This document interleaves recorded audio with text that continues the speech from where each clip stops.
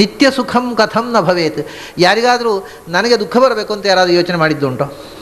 ದುಃಖ ಬರಬಾರದು ಆದರೂ ದುಃಖ ಯಾಕೆ ಬರುತ್ತೆ? ಇಫ್ ಯು ಆರ್ ಇಂಡಿಪೆಂಡೆಂಟ್, ನೀನು ನಿನ್ನ ಬದುಕನ್ನು ರೂಪಿಸಲಿಕ್ಕೆ ನೀನು ಸ್ವತಂತ್ರನಾದರೆ ನೀನು ಬದುಕಿನಲ್ಲಿ ಯಾಕೆ ದುಃಖವನ್ನು ಅನುಭವಿಸ್ತಾ ಇದ್ದಿ? ಅದರ ಅರ್ಥ ನನಗೆ ದುಃಖ ಬೇಡ ಅಂತುಂಟು, ಆದರೂ ಬರ್ತಾ ಉಂಟು ಸ್ವಾಮಿ, ಏನೋ ಗೊತ್ತಿಲ್ಲ. ಓಹೋ, ಹಾಗಾದ್ರೆ you are not independent, you are dependent on somebody, on something. ನೀನು ಸ್ವತಂತ್ರನಾಗಿದ್ದರೆ ಇಡೀ ಜಗತ್ತು ಆನಂದಮಯವಾಗಿರಬೇಕಿತ್ತು. ಯಾರಿಗೂ ದುಃಖ ಬೇಡ ಮತ್ತು ದುಃಖ ಬರದ ಹಾಗೆ ಮಾಡುವ ಸ್ವಾತಂತ್ರ್ಯ ನಮಗೇ ಇದೆ. ನಾವು ಯಾಕೆ ದುಃಖ ಪಡಬೇಕು? ಜಗತ್ತು ನಿತ್ಯ ಸುಖಮಯವಾಗಿ ಯಾಕಿಲ್ಲ? ಅದರ ಅರ್ಥ ನಮಗೆ ಸುಖ ಬೇಡ ಅಂತಿದೆ, ಅಲ್ಲಿ ದುಃಖ ಬೇಡ ಅಂತಿದೆ, ಆದರೂ ದುಃಖ ಬರ್ತದೆ ಸ್ವಾಮಿ. ಅರ್ಥ ಏನು? ನಮಗೆ ದುಃಖ ಬರದಂತೆ ಮಾಡುವ ತಾಕತ್ತೂ ಇಲ್ಲ. ಬೇಡ ಅಂತಿದೆ, ಅದನ್ನು ಬರದಂತೆ ಮಾಡುವುದು ಹೇಗೆ ಅಂತಲೂ ಗೊತ್ತಿಲ್ಲ. ಹಾಗಾದರೆ ನಾವು ಸ್ವತಂತ್ರರಲ್ಲ. ಹಾಗಾದರೆ ಇದು ಅಸ್ವತಂತ್ರ ಅಂದರೆ ಇದು ಯಾರದ್ದು ಅಧೀನವಾಗಿದೆ ಅಂತಾಯಿತು. ಹಾಗಾದರೆ ಯಾರೋ ಇದನ್ನು ನಿಯಂತ್ರಿಸಬೇಕು ಅಂತಾಯ್ತಲ್ಲ. ನಾನು ಅದನ್ನೇ ಹೇಳ್ತಾ ಇರೋದು, ಯಾರೂ ಇದನ್ನು ನಿಯಂತ್ರಿಸುವರಿಲ್ಲ. ಇದು ತಾನೇ ತಾನಾಗಿ ಈ ವಿಶ್ವ ಆದರೆ ಈ ತಾನೇ ತಾನಾಗಿರೋ ವಿಶ್ವ ದುಃಖ ಯಾಕೆ ಅನುಭವಿಸುತ್ತೆ? ಕಥಮೇವತ್ತು ನಿತ್ಯ ಸುಖಂ ನ ಭವೇತ್. ಇದು ಯಾಕೆ ನಿತ್ಯ ಆನಂದದಲ್ಲೇ ಇರಬಹುದಲ್ಲ, ಈ ದುಃಖ ತಾಪತ್ರಯಗಳು ಯಾಕೆ ಬಂತು? ಅದು ಯಾರಿಗೆ ಗೊತ್ತು ಸ್ವಾಮಿ? ಹಾಗಾದರೆ ಗೊತ್ತಿಲ್ಲ ನಿನಗೆ ಗೊತ್ತಿಲ್ಲದೆ ಇರುವುದನ್ನೇ ದೇವರು ಅಂತ ಹೇಳೋದು ನಾನು. ನಿನಗೆ ಯಾವುದು ಗೊತ್ತಿಲ್ಲವೋ ಅದನ್ನು ಗೊತ್ತು ಮಾಡಿಕೊ ಅಂತಲೇ ಹೇಳೋದು ನಾನು. ಅದಕ್ಕೆ ನನಗೆ ಸುಖ ಯಾಕಿಲ್ಲ ಗೊತ್ತೋ, ಅದಕ್ಕೆ ದೇವರು ಕಾರಣ ಅಲ್ಲ, ನಾನು ಅಸ್ವತಂತ್ರನಾದ್ದು ಕಾರಣ ಅಲ್ಲ. ಮತ್ತು ಈ ಜಗತ್ತು ಸ್ವಲ್ಪ ಯೋಚನೆ ಮಾಡೋಣ. ಏನಿದು ಜಗತ್ತು ಅಂದರೆ? ನಮಗೂ ಸೈನ್ಸು ಗೀನ್ಸು ಓದಿದ್ದೇವೆ ನಾವು. ಆದ್ದರಿಂದ ಈ ಜಗತ್ತು ಅಂದರೆ ಇದು it's A combination of different matters, elements. ಮಣ್ಣು ನೀರು ಬೆಂಕಿ ಒಟ್ಟಾದಾಗ ಒಂದು ದೇಹ ಆಯಿತು. ಅದು ದೇವರಿಗೆ ಇವರು ಏನಲ್ಲ, ಸುಮ್ಮನೆ ಆ ಮಣ್ಣು ನೀರು ಒಟ್ಟಾದಾಗ ಅದು ಹೊಸ ಕ್ವಾಲಿಟಿ ನಿರ್ಮಾಣ. ಬರೇ ಮಣ್ಣಿನಲ್ಲಿ ಇಲ್ಲದೇ ಇದ್ದ ಒಂದು ನೇಚರ್ ಮಣ್ಣಿನ ನೀರು ಬೆಂಕಿ ಒಟ್ಟಾದಾಗ ಬಂತು. ಅದರ ಯೋಚನೆ ಶಕ್ತಿ ಬಂತು, ಅದು ಮಾತಾಡಲಿ ಶುರು ಮಾಡಿತು, ಯೋಚನೆ ಮಾಡಲಿ ಶುರು ಮಾಡಿತು. ಆಮೇಲೆ ಒಂದು ದಿವಸ ಮಣ್ಣು ನೀರು ಬೆಂಕಿಯ ಶಕ್ತಿ ಹೋಯಿತು, ಸತ್ತು ಹೋಯಿತು. ಅಷ್ಟೇ. ಅದಕ್ಕೆಲ್ಲ ದೇವರು ಎಂಥದ್ದು ಬೇಕು? ಇದು ಒಂದು ವಿಧಾನ. ಆಮೇಲೆ ಅಥವಾ ಅದಕ್ಕೆ ದೇವರಿಗೆ ಇವರು ಬೇಡ. ಮತ್ತು ಜೈನ ಸಿದ್ಧಾಂತ ಪ್ರಕಾರ ಹೋಗೋಣ. ನಾವು ನಿಮ್ಮ ಸಿದ್ಧಾಂತವನ್ನು ಯಾಕೆ ಒಪ್ಪಬೇಕು? ಜೈನ ಸಿದ್ಧಾಂತವನ್ನು ಅನುಸರಿಸ್ತೀವಿ. ಜೈನರು ಏನು ಹೇಳ್ತಾರೆ? ದೇವರು ಅಂತ ಒಂದು ವಸ್ತು ಇಲ್ಲ. ಮತ್ತೇನು? ನಾನು ಮಾಡಿದ ಕರ್ಮದಿಂದಲೇ ನಾನು ಬೆಳೆಯೋದು.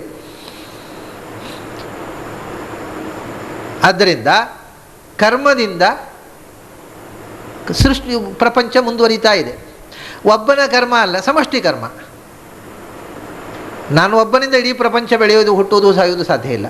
ನನ್ನಿಂದ ನನ್ನ ಪ್ರಪಂಚ, ಅವರವರದ ಇಡೀ ಮನುಕುಲ ಸೇರಿದಾಗ ಇಡೀ ಪ್ರಪಂಚದಲ್ಲಿ ಕ್ರಿಯೆ ನಡೀತಾ ಹೋಗ್ತದೆ.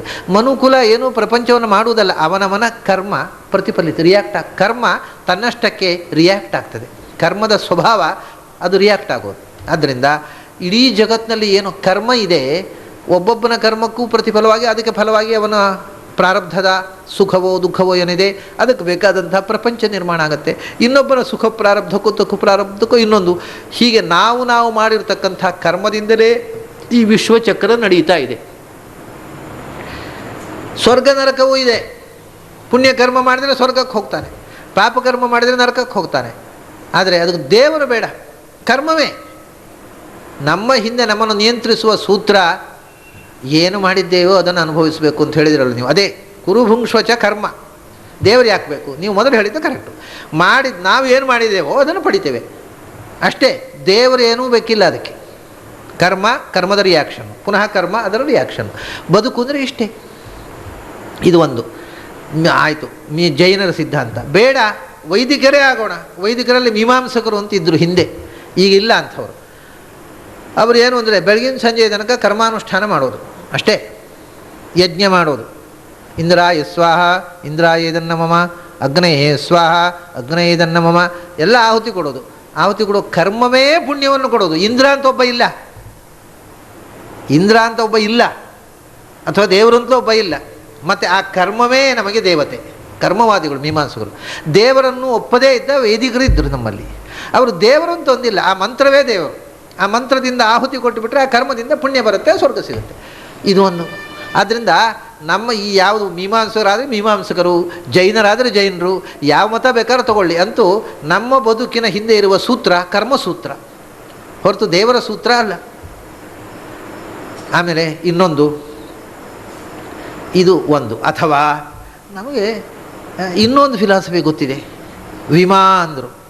ವಿಮಾ ಅಂದರೆ ಇನ್ಶೂರೆನ್ಸ್ ಅಲ್ಲ, ವಿಮಾ ಯೋಜನೆ ಅಂತ ಅದಕ್ಕೆ ವಿಮಾ ಅಂತಾರೆ ಕನ್ನಡದಲ್ಲಿ. ಅದು ಸಂಸ್ಕೃತದ ವಿಮಾ ಅಂದರೆ ಇಗ್ನೋರೆನ್ಸ್, ಇನ್ಶೂರೆನ್ಸ್ ಅಲ್ಲ, ಇಗ್ನೋರೆನ್ಸ್. ವಿಮಾ ಅಂದರೆ ಇಗ್ನೋರೆನ್ಸ್, ಮಾ ಅಂದರೆ ಜ್ಞಾನ, ವಿಮಾ ಅಂದರೆ ಅಜ್ಞಾನ.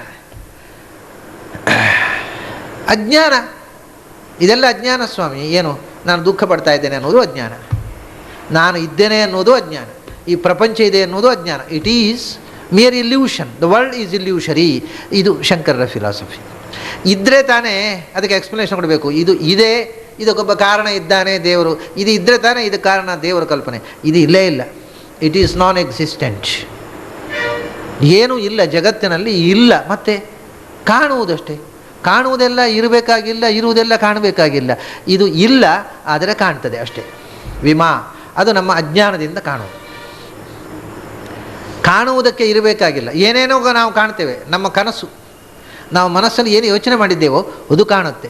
ಅದನ್ನು ಎಲ್ಲಿ ತನಕ ಇದು ಬೆಳೆಯಿತು ಅಂತಂದರೆ, ಅದನ್ನು ಬೌದ್ಧ ಸಿದ್ಧಾಂತವೂ ಹೌದಿದು, ಜೈನ ಸಿದ್ಧಾಂತವನ್ನು ಮೊದಲು ಹೇಳಿದರು ಕರ್ಮ ಅಂತ, ಮತ್ತು ಮೀಮಾಂಸಕರ ಸಿದ್ಧಾಂತವನ್ನು. ಜೈನರು ಮತ್ತು ಮೊದಲ ಮೀಮಾಂಸಕರು ಕರ್ಮ ಅಂತಂದರು.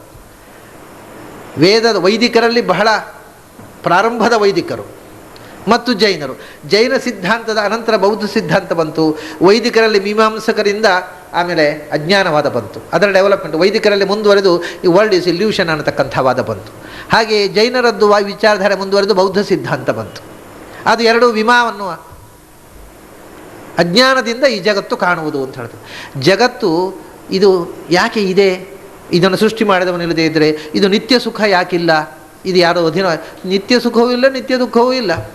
ಇದ್ದರೆ ತಾನೇ ನಿಮ್ಮ ಪ್ರಶ್ನೆ. ಯಾವುದೂ ಇಲ್ಲ, ಮತ್ತು ಕಾಣುತ್ತಲ್ಲ ಅಂದರೆ ಕಾಣುವುದಷ್ಟೇ, ಇರುವುದಲ್ಲ. ವಿಮಾ, ಇಟ್ ಈಸ್ ಅವರ್ ಇಗ್ನೋರೆನ್ಸ್. ನಮ್ಮ ಅಜ್ಞಾನದಿಂದ ನಾವು ಕಾಣ್ತಾ ಇರೋದು. ಕಾಣುವುದು ಜ್ಞಾನ ಅಲ್ಲ, ಅಜ್ಞಾನ. ಗೊತ್ತಿಲ್ಲ, ಇದೆ ಅಂತ ಭ್ರಮಿಸಿದ್ದೇವೆ, ಕಾಣ್ತದೆ ಅಷ್ಟೇ.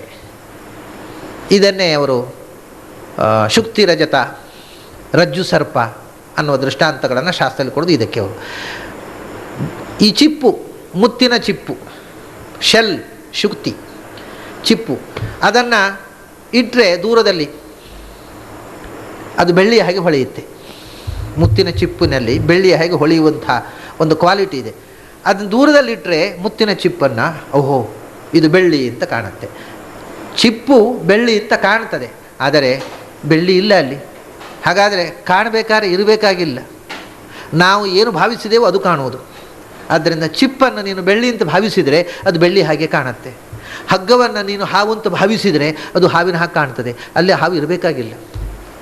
ಯಾವುದು ಇಲ್ಲವೋ ಅದು ಕಾಣುತ್ತೆ ಅಂತ. ಇದು ಈಗ ಇಲ್ಲದೇ ಇದ್ದದ್ದೂ ಕಾಣುತ್ತೆ ಅಂತ ಆಯ್ತಲ್ವ. ವಸ್ತುತಃ ನಮಗೇನು ಲೋಕದಲ್ಲಿ ಇದ್ದದ್ದೂ ಕಾಣುತ್ತೆ, ಇಲ್ಲದೇ ಇದ್ದದ್ದು ಒಮ್ಮೊಮ್ಮೆ ಭ್ರಮೆ ಬರೋದು ಉಂಟು. ಇದನ್ನು ಸಮೀಕರಣ ಮಾಡಿ ಶಂಕರರು ಏನು ಹೇಳಿದ್ರು ಗೊತ್ತುಂಟೋ, ಯಾವುದು ಇದೆಯೋ ಅದು ಕಾಣುವುದಿಲ್ಲ, ಯಾವುದು ಇಲ್ಲವೋ ಅದೇ ಕಾಣುವುದು. ಏನೇನು ಕಾಣುತ್ತೆ ಅದೆಲ್ಲ ಇಲ್ಲ ಅಂದರು. ಇದೊಂದು ಹೊಸ ರೀತಿಯ ವಾದ ಶುರು ಮಾಡಿದರು ಶಂಕರರು. ಯಾವುದು ಕಾಣುತ್ತೆ ಅದು ಇಲ್ಲ ಅಂತ. ಇದು ವಿಚಿತ್ರ ಅಲ್ವಾ? ಅದು ಇದೆ, ಯಾಕೆ ನಮ್ಗೆ ಕಾಣ್ತಾ ಇದೆಯಪ್ಪ ಅಂದರೆ ಅವರಲ್ಲ, ಅದು ಕಾಣ್ತಾ ಇದೆ ಅಲ್ಲವಾ ಅದರಿಂದ ಇಲ್ಲ ಅಂತ ಶುರು ಮಾಡಿದರು ಅವರು. ಇದು ಹೊಸ ವಾದ. ಹೌದು, ಕೇಳಲಿಕ್ಕೆ ಖುಷಿ ಆಯಿತು. ಹೌದು, ಅದು ಒಂದು ವಿಷಯ. ಹೌದು, ಈಗ ನಾವು ಇಷ್ಟುವರೆಗೆ ಕಾಣ್ತಾ ಇದೆ ಅದರಿಂದ ಇದೆ ಅಂತ ಹೇಳ್ತಾ ಇದ್ದೀವಿ. ಈಗ ಹೊಸ ನಮ್ಮನೆ ಶುರು ಮಾಡೋಣ, ಇದು ಇಲ್ಲ ಯಾಕೆಂದರೆ ಕಾಣ್ತಾ ಇದೆ.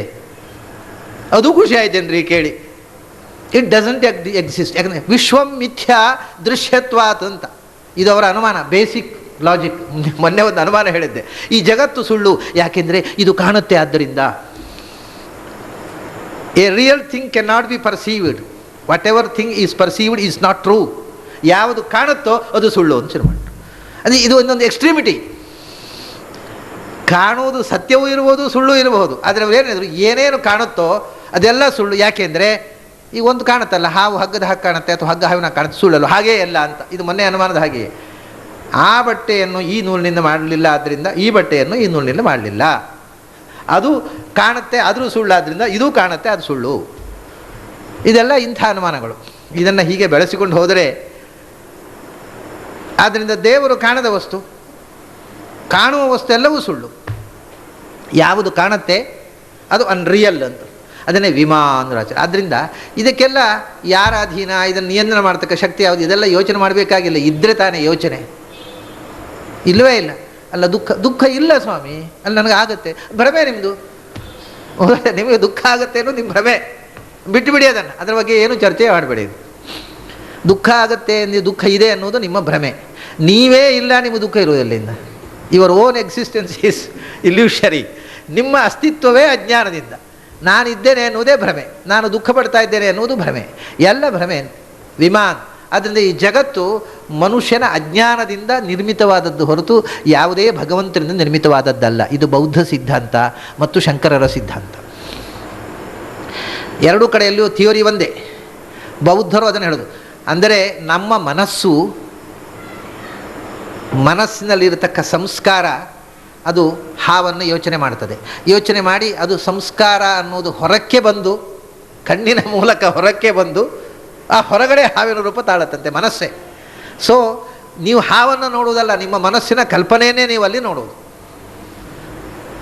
ಇದಕ್ಕೋಸ್ಕರ ಬಹಳ ದೊಡ್ಡ ವಾದ ಬೆಳೆದಿದೆ, ಇದನ್ನು ಆರ್ಗ್ಯುಮೆಂಟು ಬೇಕಾದಷ್ಟು ಬೆಳೆದಿದೆ. ನಿಮ್ಮ ಮನಸ್ಸಿನ ಭಾವನೆಯೇ ಹೊರಕ್ಕೆ ಬಂದು ಹಾವಾಗಿ ಅಲ್ಲಿ ಕೂತ್ಕೊಳ್ಳುತ್ತೆ. Then you can see a serpent, but it doesn't exist there in really. ಅದು ಸರ್ಪ ಇಲ್ಲವೇ ಇಲ್ಲ ಅಲ್ಲಿ. ಮನಸ್ಸು ಸರ್ಪವನ್ನು ಯೋಚನೆ ಮಾಡಿತಲ್ಲ, ಆ ಸರ್ಪದ ರೂಪವಾಗಿ ಅಲ್ಲಿ ಹೋಗಿ ಕೂತಿತ್ತು. ನಿಮ್ಮ ಮನಸ್ಸನ್ನೇ ನೀವು ನೋಡೋದಲ್ಲಿ, ಸರ್ಪವನ್ನಲ್ಲ. ಹಾಗಾದರೆ ಈಗ ಇನ್ನೊಂದು ಅರ್ಥವಂತೀಗ, ಈ ಮನಸ್ಸಿನಲ್ಲಿ ಈಗ ನಾವು ಕನಸು ಕಾಣುವುದು ಮನಸ್ಸಿನಲ್ಲಿ ರೂಪ ಅಲ್ವಾ? ಕನಸು ಮಾತ್ರ ಮನಸ್ಸಿನ ರೂಪ ಅಲ್ಲ, ಎಚ್ಚರ ಕೂಡ ನಿಮ್ಮ ಮನಸ್ಸಿನ ರೂಪವೇ ಅದು. ಆದ್ದರಿಂದ ಎಚ್ಚರವೂ ಕನಸೇ, ಕನಸು ಎಚ್ಚರ ಎಲ್ಲ ಒಂದೇ, ಏನಿಲ್ಲ, ಬರೇ ಕಾಣುವುದಷ್ಟೇ. ಕಾಣಿಕೆ, ಇರುವಿಕೆ ಅಲ್ಲ, ಬರೇ ಕಾಣುವಿಕೆ ಅಂತ. ಅದಕ್ಕೆ ಹಿನ್ನೆಲೆ ಇರುವುದು ಅಜ್ಞಾನ. ಹೀಗೆ ಬರೇ ಕರ್ಮ ಅನ್ನೋದು ಒಂದು ವಾದ. ಆಚಾರ್ಯ ಹೇಳಿದರು, ದೇವರು ಬೇಡಯ್ಯ, ಇದೆಲ್ಲ ಇಷ್ಟೇ ಸಾಕು ಅಂತ. ಆ ಕಾಲ ತನಕ ಬೆಳೆದು ಬಂದ ಎಲ್ಲ ವಾದಗಳನ್ನ ನಮ್ಮ ಮುಂದೆ ಇಡ್ತಾರೆ. ಬರೇ ಕರ್ಮದಿಂದಲೇ ಆಗ್ತಾ ಹೋಗುತ್ತದೆ ಅನ್ನೋದು ಒಂದು ವಾದ. ಅದು ಮೀಮಾಂಸಕರು, ವೈದಿಕರಲ್ಲಿ ಒಂದು ಪಂಥ, ಜೈನರು. ಹಾಗೆಯೇ ಅಜ್ಞಾನದಿಂದ ಈ ಪ್ರಪಂಚ ಕಾಣುವುದು, ಇರುವುದೇ ಇಲ್ಲ, ಅಸ್ತಿತ್ವವೇ ಇಲ್ಲ. It is non existent. ನಾಸ್ತಿ ನಾಸೀನ್ ನ ಭವಿಷ್ಯತಿ. ಮಿಥ್ಯಾ ಅಂದರೆ ಏನು ಅಂದರೆ ಅದಕ್ಕೆ ಡೆಫಿನಿಷನ್ ಇದೆ ಅವರಲ್ಲಿ. ನಾಸ್ತಿ ನಾಸೀನ್ ನ ಭವಿಷ್ಯತಿ ಇತಿ ತ್ರೈಕಾಲಿಕ ನಿಷೇಧ ಪ್ರತಿಯೋಗಿತ್ವಂ ಮಿಥ್ಯಾತ್ವಂ ಅಂತ ಅದೆಲ್ಲ ಒಂದು ಡೆಫಿನೇಷನ್ ಮಾಡಿ ವೇದಾಂತದಲ್ಲಿ ಪರಿಷ್ಕಾರ. ನಾಸ್ತಿ ನಾಸೀತ್ ನ ಭವಿಷ್ಯತಿ. ಇದು ಇಲ್ಲ, ಹಿಂದೆ ಇರಲಿಲ್ಲ, ಇನ್ನು ಮುಂದೆ ಇರೋದಿಲ್ಲ. ಅಂದರೆ ಮೊಲದ ಕೋಡಿನ ಹಾಗೆ ಕಾಣುವುದು ಮಾತ್ರ, ಯಾವ ಕಾಲದಲ್ಲಿಯೂ ಇರಲಿಲ್ಲ. ಹೀಗೆ ಮೂರು ಕಾಲದಲ್ಲಿಯೂ ಯಾವುದು ಇರಲಿಲ್ಲವೋ ಅದು ಮಿಥ್ಯಾ. ಈ ಜಗತ್ತು ಅಂಥದ್ದು ಅಂದರು.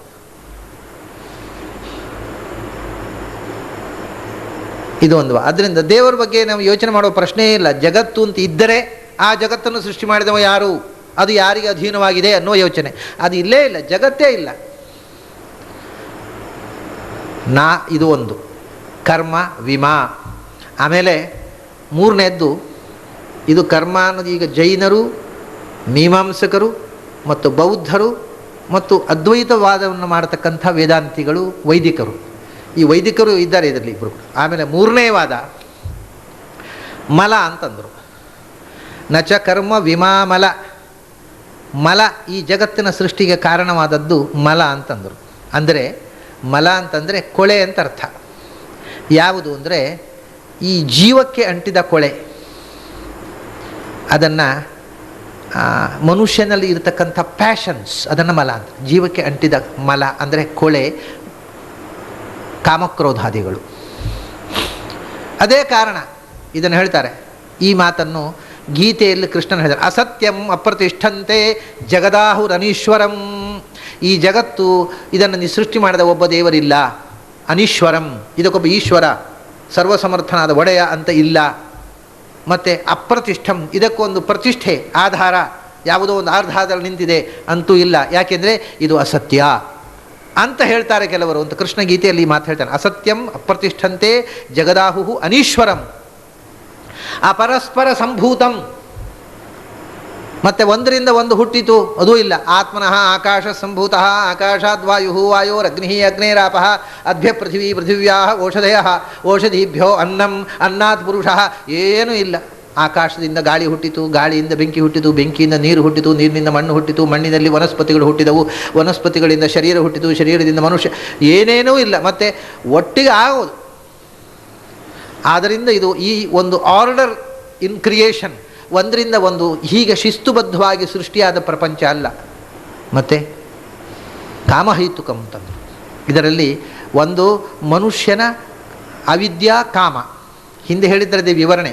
ಅವನ ಅಜ್ಞಾನದಿಂದ ನಾನಾ ವಿಧವಾದ ಕಾಮನೆಗಳು, ಆ ಕಾಮನೆಗಳಿಂದ ನಾನಾ ವಿಧವಾಗಿ ಕಾಣುವುದು, ಹೊರತು ಏನೂ ಇಲ್ಲ. ಹೀಗೆ ಹೇಳ್ತಾರೆ ಇವರು ಎಂಥವರು, ನಷ್ಟಾತ್ಮಾನಃ ಅಲ್ಪಬುದ್ಧಯ ಅಂತ ಹೇಳ್ತಾನೆ ಕೃಷ್ಣ. ತಮ್ಮ ಬದುಕನ್ನೇ ಹಾಳು ಮಾಡಿಕೊಂಡು ಜೀವನವನ್ನು ವ್ಯರ್ಥ ಮಾಡಿಕೊಳ್ತಕ್ಕವ್ರು ಹೀಗೆ ವಾದ ಮಾಡ್ತಾರೆ ಅಂತ ಗೀತೆಯಲ್ಲಿ ಕೃಷ್ಣ ಹೇಳ್ತಾನೆ. ಅದನ್ನು ಇನ್ನೊಂದು, ಇದು ಒಂದು ಮುಖ ಆಯಿತು. ಇನ್ನು ಇಲ್ಲಿಂದ ನಾಸ್ತಿಕರಿಗೆ ಬರೋಣ. ಅವರು ಹೇಳ್ತಾರೆ ಇದು ಯಾವುದು ಅಲ್ಲೇ ಅಲ್ಲ, ಕರ್ಮವೂ ಇಲ್ಲ, ಕರ್ಮ ಎಲ್ಲಿ, ಮುಂದಿನ ಜನ್ಮಕ್ಕೆ ಕರ್ಮ, ಮುಂದಿನ ಜನ್ಮ ಇದ್ದರೆ ತಾನೆ ಕರ್ಮವೂ ಇಲ್ಲ, ಇನ್ನೂ ಇಲ್ಲ. ಅಜ್ಞಾನ ಏನು ಮಾಡುತ್ತೆ, ಅದು ಏನೂ ಮಾಡೋದಿಲ್ಲ. ಮತ್ತು ಕಾಮಹೈತುಕಂ ಅಂತ, ಜಗತ್ತಿನ ಸೃಷ್ಟಿಗೆ ಮೂಲದಲ್ಲಿರುವಂಥದ್ದು ಮನುಷ್ಯನ ಕಾಮ, ಸೆಕ್ಸಿನಿಂದ ಕ್ರಿಯೇಷನ್ ಆಗುತ್ತೆ. ಹಾಗೆ ಈ ಬೇರೆ ಬೇರೆ ರೀತಿಯ ಕಾಮನೆಗಳು ಯಾರ್ಯಾರದೋ ಬಯಕೆಗೆ ಏನೇನೋ ಆಗ್ತಾ ಇರ್ತದೆ. ಇವೇ ಜೀವನದಲ್ಲಿ ಮನುಷ್ಯನನ್ನು ಕಾಡುವಂತಹ ಕೊಳೆಗಳೇ ಈ ಸೃಷ್ಟಿಗೆ ಕಾರಣವಾಗಿದೆ, ಹೊರತು ಅದರ ಆಚೆಗೆ ದೇವರು ಅಂತೊಂದು ಬೇಕಾಗಿಲ್ಲ. ಇನ್ನೂ ಬೇಕು ಅಂದರೆ ಕೆಲವರು ಕಾಲವಾದಿಗಳಿದ್ದಾರೆ. ಕಾಲಾತ್ ಪ್ರಸೂತಿಂ ಭೂತಾನಾಂ ಮನ್ಯಂತೆ ಕಾಲಚಿಂತಕಾಹ ಅಂತ ನಾವು ಮಾಂಡೂಕ ಉಪನಿಷತ್ನಲ್ಲಿ ಒಂದು ವಾಕ್ಯವನ್ನು ನೋಡಿದ್ದೇವೆ. ನಚ ಕರ್ಮ ವಿಮಾಮಲ ಕಾಲವೇ ಜಗತ್ತಿಗೆ ಕಾರಣ. ಯಾವ್ಯಾವ ಕಾಲದಲ್ಲಿ ಏನೇನು ಆಗಬೇಕೋ ಅದು ಆಗ್ತಾ ಇರ್ತದೆ ಅಷ್ಟೇ. ಬೇಸಿಗೆ ಕಾಲ ಬಂತು, ಅದು ಋತುಚಕ್ರ. ಬೇಸಿಗೆಕಾಲ ಬಂದಾಗ ಸೆಕೆ ಶುರುವಾಯಿತು. ಆಮೇಲೆ ಅದು ಸೆಕೆ ತೀರ ಉಲ್ಬಣಾವಸ್ಥೆಗೆ ಹೋದಾಗ ವಾತಾವರಣದಲ್ಲಿ ತಂಪು ನಿರ್ಮಾಣ ಆಯಿತು, ಮೋಡಗಳು ಬಂದವು, ಮಳೆ ಬಂತು. ಮಳೆ ಬಂದ ಕೂಡಲೇ ಗಿಡಗಳು ಬೆಳೆದವು. ಗಿಡಗಳು ಬೆಳೆದ ಕೂಡಲೇ ನಾವು ಹೆಚ್ಚು ತಿಂಡಿ ಶುರು ಮಾಡಿದೆವು, ಹೆಚ್ಚು ದಪ್ಪ ಬೆಳೆದೆವು. ಇಷ್ಟೇ. ಇದೆಲ್ಲ ಏನು, ಆಯಾ ಕಾಲದಲ್ಲಿ ಕಾಲಧರ್ಮ ಅಂತ ಒಂದಿದೆ. ಕಾಲಕ್ಕೆ ಒಂದು ಸ್ವಭಾವ ಇದೆ, ಕಾಲಕ್ಕೆ ತಕ್ಕಂತೆ ಆಗ್ತಾ ಹೋಗುತ್ತೆ. ಅವರು ಹುಟ್ಟಿತು, ಗರ್ಭದಲ್ಲಿ ಮಗು 9 ತಿಂಗಳ ಕಾಲದಲ್ಲಿ ಬೆಳವಣಿಗೆ ಕಂಡಿತು. 9 ತಿಂಗಳಾಗುವಾಗ ಹುಟ್ಟೋ ಕಾಲ ಬಂತು, ಹುಟ್ಟಿತು, ಬೆಳೆಯೋ ಕಾಲ, ಸಾಯೋ ಕಾಲ, ಅದಕ್ಕೊಂದು ವ್ಯವಸ್ಥೆ ಇದೆ, ಆ ಪ್ರಕಾರ ಆಗ್ತಾ ಇರ್ತದೆ. ಎಲ್ಲವನ್ನು ನಿಯಂತ್ರಿಸುವುದು ಕಾಲ ಹೊರತು ಇನ್ನೇನೂ ಇಲ್ಲ. ಆಯಾ ಯಾವ ಕಾಲಕ್ಕೆ ಏನಾಗಬೇಕು ಅದು ಆಗ್ತಾ ಇರ್ತದೆ.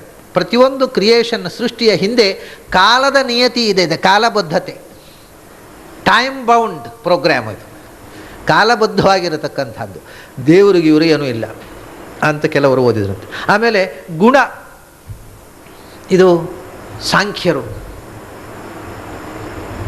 ಹೇಳಿದರು, ಈ ಜಗತ್ತು ಹೇಗಾಯಿತು ಅಂದರೆ ಇದು 3 ಗುಣಗಳಿಂದ ಆಯಿತು. ಸತ್ವರಜಸ್ತಮೋ ಗುಣಗಳಿಂದ. ಸತ್ವರಜಸ್ತಮೋ ಗುಣಗಳಿಂದ ನಾನಾ ವಿಧವಾದ ಸ್ವಭಾವಗಳು, ನಾನಾ ವಿಧವಾಗಿರತಕ್ಕಂಥ ವಸ್ತುಗಳು ಸೃಷ್ಟಿಯಾದವು, ಪ್ರಪಂಚ ಆಯಿತು. ಇದರ ಮೂಲದಲ್ಲಿ ಇರತಕ್ಕಂಥದ್ದು ತ್ರಿಗುಣಾತ್ಮಕವಾದ ಪ್ರಕೃತಿ. ಜಡ ಪ್ರಕೃತಿಯಿಂದ ವಿಶ್ವ ಸೃಷ್ಟಿಯಾಯಿತು. ಪ್ರಕೃತಿ ಕರ್ತ್ರಿ, ಅದೇ ಜಗತ್ತನ್ನು ಸೃಷ್ಟಿ ಮಾಡಿದಂಥ ಶಕ್ತಿ ಜಡ ಪ್ರಕೃತಿ. ಹೀಗೆ ಇದೆಲ್ಲ ಬೇಕಾದಷ್ಟು ವಾದಗಳು ನಮ್ಮ ಮುಂದೆ ಇವೆ. ಈ ಒಬ್ಬೊಬ್ಬರು ತಮ್ಮ ವಾದವನ್ನು ಸಮರ್ಥನೆ ಮಾಡೋದಕ್ಕೋಸ್ಕರ ಸಾವಿರಾರು ಪುಟಗಳಷ್ಟು ಗ್ರಂಥಗಳನ್ನು ಬರೆದಿಟ್ಟಿದ್ದಾರೆ. ಅವರವರದ್ದು ಓದುವಾಗ ಅದೇ ಕರೆಕ್ಟು ಅಂತ ಕಾಣುತ್ತೆ ನಮಗೆ, ನಿಮ್ಮದೇ ಯಾಕೆ ಕರೆಕ್ಟು ಅಂತ. ಈಗ ನಾವು 1000 ಪುಟ ಬರೆಯೋದಿಲ್ಲಪ್ಪ, ಒಂದೇ ವಾಕ್ಯ ಹೇಳ್ತೇವೆ ಅದಕ್ಕೆಲ್ಲ ಅಂದಿರೋ ಆಚಾರ್ಯರು. ನಚ ಕರ್ಮ ವಿಮಾಮಲ ಕಾಲ ಗುಣ ಪ್ರಭೃತಿ ಈಶಂ. ಕರ್ಮದಿಂದ ಜಗತ್ತಾಯಿತು ಅಂತ ವಾದ ಮಾಡುವವರು ಕರ್ಮವಾದಿಗಳು. ಅಜ್ಞಾನದಿಂದ ಜಗತ್ತು ಕಾಣುವುದು, ಇಟ್ ಈಸ್ ಇಲ್ಯೂಷರಿ, ದೃಷ್ಟಿ ಸೃಷ್ಟಿ ಅಂತ, ಪರ್ಸೆಪ್ಷನ್, ಇರುವುದಲ್ಲ ಇದ್ದಂತೆ ಕಾಣುವುದು ಅನ್ನುವಂಥ ವಾದ. ಅಥವಾ ಮನುಷ್ಯನಲ್ಲಿರ್ತಕ್ಕಂಥ ದೋಷಗಳಿಂದ, ಅಂದರೆ ಪ್ಯಾಷನ್ಸ್, ಕಾಮಕ್ರೋಧಾದಿಗಳಿಂದ ಜಗತ್ತು ಸೃಷ್ಟಿಯಾಯಿತು ಅನ್ನೋದು, ಕಾಲದಿಂದ ಜಗತ್ತು ಸೃಷ್ಟಿಯಾಯಿತು ಅನ್ನೋದು, ತ್ರಿಗುಣಗಳಿಂದ ಜಗತ್ತು ಸೃಷ್ಟಿಯಾಯಿತು ಅನ್ನೋದು. ಇದು ಯಾವುದೂ ಜಗತ್ತಿಗೆ ಒಡೆತನ, ಜಗತ್ತಿಗೆ ನಿಯಂತ್ರಣ ಮಾಡ್ತಕ್ಕ ಶಕ್ತಿಯಾಗಿರುವುದು ಸಾಧ್ಯ ಇಲ್ಲಪ್ಪ. ನಚ ಕರ್ಮ ವಿಮಾ ಮಲ ಕಾಲ ಗುಣ ಪ್ರಭೃತಿ. ಇನ್ನು ಎಟ್ಸೆಟ್ರಾ ಅಂತ ಇನ್ನು ಎಷ್ಟು ವಾದಗಳು ಮುಂದೆ ಬರಲಿ, ಹಿಂದೆ ಹೋಗಲಿ, ಯಾವುದೇ ಇರಲಿ, ಜೀವನಿಂದಲೇ ಸೃಷ್ಟಿ, ಪ್ರಧಾನದಿಂದ ಸೃಷ್ಟಿ, ಏನೇನು ಬೇಕಾದ್ರೆ ಏನೇನೋ ವಾದಗಳು ಬರಲಿ, ಇವೆಲ್ಲ ಇತ್ಯಾದಿಗಳು ಯಾವುವೂ ಕೂಡ ಈಶಂ ನಚ, ಇದು ಜಗತ್ತಿನ ಒಡೆತನವನ್ನು ಮಾಡುವ, ಜಗತ್ತನ್ನು ನಿಯಂತ್ರಿಸುವ ಶಕ್ತಿಗಳು ಅಲ್ಲ. ಯಾಕೆಂದರೆ ಅವರು ಒಂದೇ ಶಬ್ದದಿಂದ ಹೇಳಿದ್ರು, ಇದು ಇಷ್ಟೂ ಕೂಡ ಅಚಿತ್ತನು ತದ್ಧೀಯತಃ, ಅದು ಎಲ್ಲವೂ ಜಡವಾದ ವಸ್ತುವನ್ನು ನೀವು ಹೇಳ್ತಾ ಇದ್ದೀರಿ. ಜಡಕ್ಕೆ ಕರ್ತೃತ್ವ ಅಂದರೆ ಏನು ಅಂತ ಒಂದು ಡೆಫಿನಿಷನ್ ನನಗೆ ಹೇಳಿ ಅಂತ. ಕರ್ಮವೇ ಮಾಡ್ತೇನೆ, ಕರ್ಮ ಮಾಡುವುದು ಅಂದರೆ ಏನು? ಕರ್ಮ ಮಾಡುವುದು ಅಂದರೆ ಏನು? ಕರ್ಮವನ್ನು ಮಾಡುವುದು ನನಗೆ ಗೊತ್ತಿದೆ, ಕರ್ಮವೂ ಮಾಡುವುದು ಏನು ಅಂತ ಹೇಳಿದ್ದು ನನಗೆ. ಕರ್ಮ ಅನ್ನೋದು ಕರ್ತೃ ಆದದ್ದು ಯಾವಾಗ ಅಂತ ನನಗೆ ಅರ್ಥ ಆಗಲ್ಲ.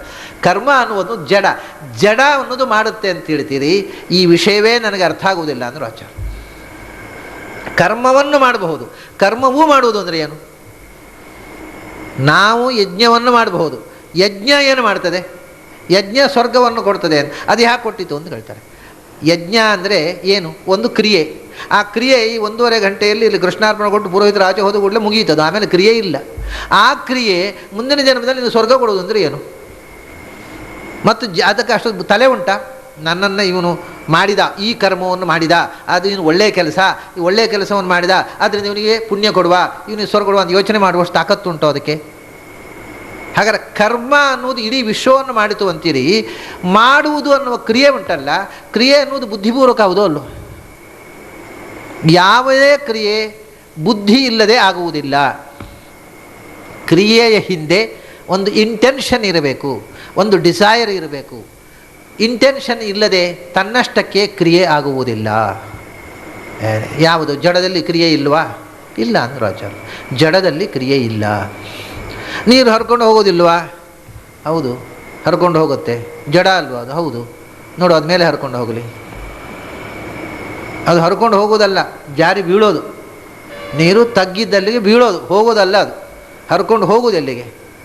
ಅದು ತಗ್ಗಿದ್ದಲ್ಲಿಗೆ ಹೋಗೋದಲ್ಲ, ಬೀಳೋದು. ನಿಲ್ಲಿಗೆ ತಾಕತ್ತಿಲ್ಲದೆ ಇದ್ದದ್ರಿಂದ ಅದು ಇಚ್ಛಾಪೂರ್ವಕವಾಗಿ ಹೋಗೋದಾದರೆ ಬೆಟ್ಟದ ಮೇಲೆ ಹೋಗಲಿ, ನೋಡೋ ಒಂದು ಸರ್ತಿ, ಕೆಳಗೆ ಮಾತ್ರ ಯಾಕೆ ಹೋಗುದು? ಸೊ ಅದು ಕ್ರಿಯೆ ಅಲ್ವೇ ಅಲ್ಲ. ಅದು ಕೈಕಾಲು ಬಿಟ್ಟರೆ ಕೆಳಗೆ ಬೀಳೋದು ಕ್ರಿಯೆ ಅಲ್ಲ ಅದು. ಹಾಗೆ ಕೈಕಾಲು ಬಿಟ್ಟರೆ ಕೆಳಗೆ ಬಿದ್ದೆ, ನಾನು ಬಿದ್ದೆ ಅಲ್ಲ, ನಾನು ಬೀಳಲಿಕ್ಕೆ ನಿಲ್ಲಿಕ್ಕೆ ಆಗಲಿಲ್ಲ, ಅದು ಜಾರಿ ಬಿದ್ದೆ ಅಷ್ಟೇ. ಹಾಗೆ ನೀರು ಬಿತ್ತು ಕೆಳಗೆ, ಅದು ಹೋದದ್ದಲ್ಲ ಕೆಳಗೆ, ಅದು ಇಂಟೆನ್ಷನಲ್ ಕ್ರಿಯೆ ಅಲ್ಲ. ಬುದ್ಧಿಪೂರ್ವಕವಾದ ಕ್ರಿಯೆ ಅಂದರೆ ಅದಕ್ಕಿದ್ದರೆ ಅದಕ್ಕೆ ಆಪೋಸಿಟ್ ಡೈರೆಕ್ಷನ್ನಲ್ಲಿ ಹೋಗಲಿ ನೋಡುವ, ಅದು ಸಾಧ್ಯ ಇಲ್ಲ. ನೀರಿಗೆ ಕ್ರಿಯೆ ಇಲ್ಲ. ಯಾವ ವಸ್ತುವಿಗೂ ಜಡಕ್ಕೆ ಕ್ರಿಯೆ ಇಲ್ಲ. ನೀವು ಯಾವ ಜಡವನ್ನು ಬೇಕಾದ್ರೆ ನೋಡಿ, ಫ್ಯಾನು ತಿರುಗ್ತಾ ಇದೆ, ತಿರುಗ್ತಾ ಬೇಕಾದ್ರೆ ಅದಕ್ಕೆ ಎಲೆಕ್ಟ್ರಿಸಿಟಿ ಸಪ್ಲೈ ಆಗಬೇಕು, ಸ್ವಿಚ್ ಹಾಕಬೇಕು ನಾವು. ಅದು ತನ್ನಷ್ಟಕ್ಕೆ ಸ್ವಿಚ್ ಹಾಕ್ಕೊಂಡು ತಿರುಗುವುದಿಲ್ಲ. ಯಾವ ಕ್ರಿಯೆ ಆದರೂ ಅಷ್ಟೇ. ಚಲನೆ ಅನ್ನುವಂಥದ್ದು ಚೇತನದ ಧರ್ಮ. ಚಲನೆ ಅನ್ನೋದು motion, movement, vibration is the first stage of creation. ಮೊದಲು vibration is created, then a thing is created. ವೈಬ್ರೇಷನ್ನಿಂದ ಫಾರ್ಮ್ ಬರುತ್ತೆ. ವೈಬ್ರೇಷನ್ ಅನ್ನೋದು ಚಲನೆ, ಚಲನೆ ಅನ್ನೋದು ಚೇತನದ ಧರ್ಮ. ಜಡಕ್ಕೆ ಚಲನೆ ಇಲ್ಲ. ಯಾಕೆಂದರೆ ಜಡಕ್ಕೆ ಹೆಸರೇನು? ಇಂಗ್ಲೀಷ್ನಲ್ಲಿ ಕೂಡ ಅದು ಹೇಳೋದು ಇನರ್ಟ್ ಅಂತ. ಇನರ್ಟ್ ಅಂದರೆ a thing that has no moment, that cannot move by itself. ಸ್ವತಃ ಚಲನೆ ಇಲ್ಲದ ವಸ್ತು ಅಂತ. ಅದು ಇದನ್ನು ಇಡೀ ವಿಶ್ವದ ಚಲನೆಗೆ ಕಾರಣ ಆಯಿತು ಅಂದರೆ ಏನ್ರಿ ಅರ್ಥ? ಕರ್ಮ ಅನ್ನೋದು ಒಂದು ಜಡವಾದ ಬುದ್ಧಿ ಇಲ್ಲದ ಒಂದು ಸಂಗತಿ. ಅದು ಇಡೀ ಜಗತ್ತನ್ನು ಮಾಡುವುದು, ಪುಣ್ಯ ಪಾಪಗಳನ್ನು ಕೊಡುವುದು, ಸ್ವರ್ಗ ನರಕವನ್ನು ಕೊಡುವುದು ಅಂದರೆ ಅರ್ಥ ಇದ್ದದ್ದು. ಇದು ಅರ್ಥ ಇಲ್ಲದ ಮಾತು. ನಚ ಕರ್ಮ, ಕರ್ಮ ಅನ್ನೋದು ಜಗತ್ತಿನ ನಿಯಾಮಕ ಶಕ್ತಿ ಅಲ್ಲ. ಆದರೆ ಇದೆಲ್ಲವೂ ಹೌದು, ನಾನು ಮಾಡಿದ್ದನ್ನೇ ನಾನು ಪಡೆಯುವುದು ನಾವು ಹೇಳ್ತೇವೆ. ಆದರೆ ಯಾವಾಗ ಆ ಮಾಡಿದ್ದನ್ನು ಪಡೆಯುವುದಕ್ಕೆ ಬೇಕಾದ ವ್ಯವಸ್ಥೆ ಮಾಡುವ ಒಂದು ನಿಯಾಮಕ ಶಕ್ತಿ ಇದ್ದಾಗ ಇದಕ್ಕೆ ಅರ್ಥ. ಬರೇ ಕರ್ಮ ಅಂದರೆ ಅರ್ಥವೇ ಇಲ್ಲ. ವಿಮಾ, ಅಜ್ಞಾನದಿಂದ ಇದು ಸೃಷ್ಟಿಯಾದದ್ದು ಜಗತ್ತು. ಆದ್ದರಿಂದ ನಿಮ್ಮ ಇದು ಸುಲಭ ಆಯಿತೋ ಇಲ್ವಾ? ಯಾವ ಎಕ್ಸ್ಪ್ಲನೇಷನು ಬೇಡ. ಅದಕ್ಕೇನೆಂದರೆ, ಅಲ್ರಿ ಅಜ್ಞಾನದಿಂದ ಹೇಗೆ ಸೃಷ್ಟಿ ಆಯಿತು ಅದೆಲ್ಲ ಹೇಳಲಿಕ್ಕೆ ಬರೋದಿಲ್ಲ, ಅದು ಅನಿರ್ವಚನೀಯ ಅಂದರು. It is inexplicable. ಅದನ್ನು ಎಕ್ಸ್ಪ್ಲೇನ್ ಮಾಡಲಿಕ್ಕೆ ಬರೋದಿಲ್ಲ. ಓಹೋ, ಅಲ್ಲ, ಎಕ್ಸ್ಪ್ಲೇನ್ ಮಾಡಲಿಕ್ಕೆ ಬರುವುದಿಲ್ಲ ಅಂದರೆ ಎಕ್ಸ್ಪ್ಲನೇಷನ್ ಇಲ್ಲ ಅಂತಲೋ ನಿಮಗೆ ತಿಳಿಯೋದಿಲ್ಲ ಅಂತಲೋ? ಎಕ್ಸ್ಪ್ಲೇನ್ ಮಾಡಲಿಕ್ಕೆ ನಿಮ್ಗೆ ತಿಳಿಯೋದಿಲ್ಲ ಅಂತ ಹೇಳ್ರಿ, ಬರೋದಿಲ್ಲ ಅಂತ ಯಾಕೆ ಹೇಳ್ತೀರಿ ಅಂತಾರೆ ಆಚಾರ್ಯರು. ಅದು ಇನ್ಎಕ್ಸ್ಪ್ಲಿಕೇಬಲ್ ಅಂತ ಹೇಳಿದರೆ ಯಾಕೆ ಇನ್ಎಕ್ಸ್ಪ್ಲಿಕೇಬಲ್? ಅದು ಏನು ಗೊತ್ತಿಲ್ಲ. ಹಾಗಾದರೆ ಅದೇ ಕೊನೆ ಹೇಳೋದು, ಅದು ಹೇಗೆ ಕೆಲಸ ಮಾಡುತ್ತೆ ಅಂತ ಗೊತ್ತಿಲ್ಲ. ಗೊತ್ತಿಲ್ಲದೇ ಇದ್ದ ಥಿಯರಿಯನ್ನು ಪ್ರಪಂಚಕ್ಕೆ ಯಾಕೆ ಹೇಳ್ತೀರಿ ನೀವು? ನಿಮಗೆ ಎಕ್ಸ್ಪ್ಲೇನ್ ಮಾಡಲಿಕ್ಕೆ, ನಿಮಗೆ ಕನ್ವಿನ್ಸ್ ಆಗೋದ ಥಿಯರಿಯನ್ನು ಜಗತ್ತಿನ ಮುಂದೆ ಯಾಕೆ ಇಡ್ಲಿಕ್ಕೆ ಹೋಗ್ತೀರಿ? ಅಜ್ಞಾನ ಈ ಜಗತ್ತನ್ನು ಸೃಷ್ಟಿ ಮಾಡಿತು ಅಂತೀರಲ್ಲ, ಅಜ್ಞಾನದಿಂದ ಜಗತ್ತನ್ನು ಸೃಷ್ಟಿ ಮಾಡಿದ್ರೆ ಅಜ್ಞಾನದಿಂದ ಕಾಣುವುದು. ಏನು ತೀರ್ಮಾನ ಆಯ್ತು ನಿಮ್ಮದು? ಇದು ಇಲ್ಲ, ಯಾಕೆಂದರೆ ಇದು ಕಾಣುವುದರಿಂದ ಅಂತ. ಈ ಲಾಜಿಕ್ಕನ್ನು ಕೊಟ್ಟರೆ ನೀವು, ಇದು ಕಾಣುವುದರಿಂದ, ಇದು ಇಲ್ಲ ಅಂತ. ಹಾಗಾದರೆ ಈ ಲಾಜಿಕ್ಕನ್ನು ದೃಷ್ಟಾಂತ ಏನು ಕೊಟ್ರಿ ಅದಕ್ಕೆ? ಇದು ಚಿಪ್ಪನ್ನು ಬೆಳ್ಳಿ ಅಂತ ಕಂಡಿತು, ಅಲ್ಲಿ ಬೆಳ್ಳಿ ಇಲ್ಲ, ಹೋಗ್ಕೊಳ್ಳಿ. ಚಿಪ್ಪು ಬೆಳ್ಳಿ ಅಂತ ಕಾಣಬೇಕಾಗಿದ್ದರೆ ಅವನಿಗೆ ಒಬ್ಬನಿಗೆ ಖಂಡಿತಲ್ಲ. ಅವನ ಮನಸ್ಸು ಬೆಳ್ಳಿಯ ರೂಪವನ್ನು ತಾಳಿ ಅಲ್ಲಿ ಹೋಯ್ತಲ್ಲ, ಹೋಗ್ಬೇಕಾದ್ರೆ ಮೊದಲು ಬೆಳ್ಳಿಯ ಪರಿಚಯ ಇರಬೇಕೋ ಬಿಡೋ ಅವನಿಗೆ. ಯಾರಿಗೆ ಬೆಳ್ಳಿಯದು ಪರಿಚಯವೇ ಇಲ್ಲವೋ ಅವನಿಗೆ ಚಿಪ್ಪನ್ನು ನೋಡಿ ಬೆಳ್ಳಿ ಅಂತ ಅರ್ಥ ಬರುತ್ತಾ? ಒಬ್ಬ ಹಾವು ಅಂದರೆ ಏನು ಅಂತಲೇ ನೋಡದೇ ಇದ್ದವನಿಗೆ ಹಗ್ಗವನ್ನು ನೋಡಿ ಹಾವು ಅಂತ ಭ್ರಮೆ ಬರುತ್ತಾ? ಅವನ ಮನಸ್ಸೇ ಅಲ್ಲಿ ಹೋಗಿ ಹಾವಾಗಿ ಕೂತಿತ್ತು. ಆಗಲಿ ಕೂತ್ಕೊಳ್ಬೇಕಾದ್ರೆ ಮೊದಲು ಮನಸ್ಸಿಗೆ ಹಾವಿನ ಪರಿಚಯ ಇರಬೇಕಲ್ಲ. ಹಾಗಾದರೆ ಚಿಪ್ಪನ್ನು ನೋಡಿ ಬಳ್ಳಿ ಅಂತ ಭ್ರಮೆ ಬರಬೇಕಾಗಿದ್ದರೆ ಮೊದಲು ಒಂದು ನಿಜವಾದ ಬೆಳ್ಳಿಯ ಪರಿಚಯ ಇರಬೇಕಾ? ಹಗ್ಗವನ್ನು ನೋಡಿ ಹಾವು ಅಂತ ಭ್ರಮೆ ಬರಬೇಕಾದ್ರೆ ಮೊದಲು ಅವನ ಮನಸ್ಸು ಮೊದಲು ಒಂದು ರಿಯಲ್ ಸರ್ಪೆಂಟನ್ನು ನೋಡಿರಬೇಕಾ? ಹಾಗಾದರೆ ಒಂದು ಭ್ರಮೆ ಬರಬೇಕಾದ್ರೆ ಇನ್ನೊಂದು ಸತ್ಯ ಇರಬೇಕಾ? ಸತ್ಯವೇ ಇಲ್ಲದೆ ಭ್ರಮೆ ಹೇಗೆ ಬಂತು? ಹಾಗಾದರೆ ಈ ಜಗತ್ತೆಲ್ಲ ಭ್ರಮೆ. ಆಗ ಭ್ರಮೆ ಬರಬೇಕಾದ್ರೆ ಮೊದಲು ಒಂದು ಸತ್ಯವಾದ ಜಗತ್ತನ್ನು ನೋಡಿರಬೇಕು. ಈ ಜಗತ್ತು ಇರೋ ಜಗತ್ತನ್ನು ಸುಳ್ಳು ಅಂತ ಹೇಳಿ ಇಲ್ಲದೇ ಇದ್ದ ಜಗತ್ತು ಒಂದು ಒಪ್ಕೋಬೇಕಾಯ್ತು. ಈಗ ಈ ನಿಜವಾದ ಜಗತ್ತನ್ನು ಕಂಡ ಮೇಲೆ ಅಲ್ಲಿಂದ ಇಲ್ಲಿ ಬಂದ ಭ್ರಮೆ ಬಂತು, ಇದನ್ನು ಜಗತ್ತೊಂದು ಭ್ರಮಿಸಿದ ಅಂತ. ಹಾಗೆ ನಿಜವಾದ ಜಗತ್ತು ಯಾವುದು ಹೇಳ್ರಿ? ಎಷ್ಟು ಗೊಂದಲ.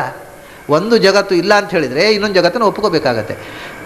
ಹಾವು ಅನ್ನೋ ಒಂದು ಸತ್ಯವಾದ ವಸ್ತು ಇಲ್ಲದೇ ಇದ್ದರೆ ಹಗ್ಗವನ್ನು ನೋಡಿ ಹಾವೊಂದು ಭ್ರಮೆ ಬರಲಿಕ್ಕೆ ಸಾಧ್ಯವೇ ಇಲ್ಲ.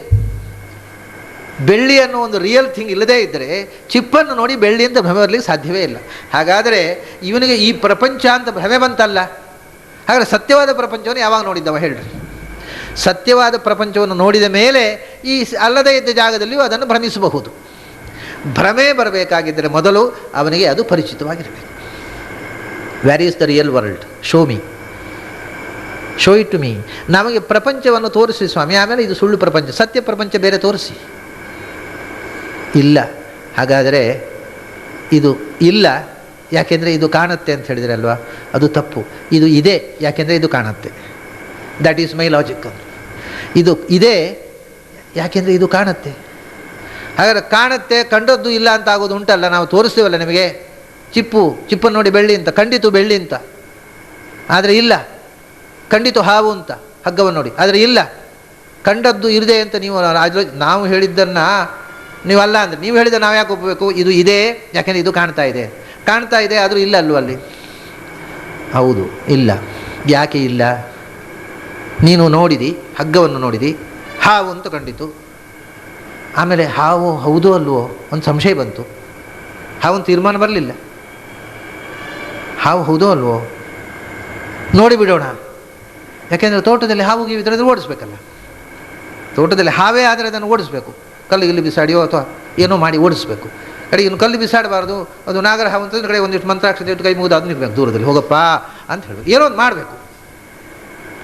ಅಲ್ಲ ಹಗ್ಗ ಅಂತಾದರೆ ಒಂದು ಅದನ್ನು ಕಾಲಲ್ಲಿ ಒದ್ದು ಬಿಸಾಡಿ ಹೋಗಬಹುದು. ಏನು ಅಂತ ತೀರ್ಮಾನ ಆಗಬೇಕಲ್ಲ.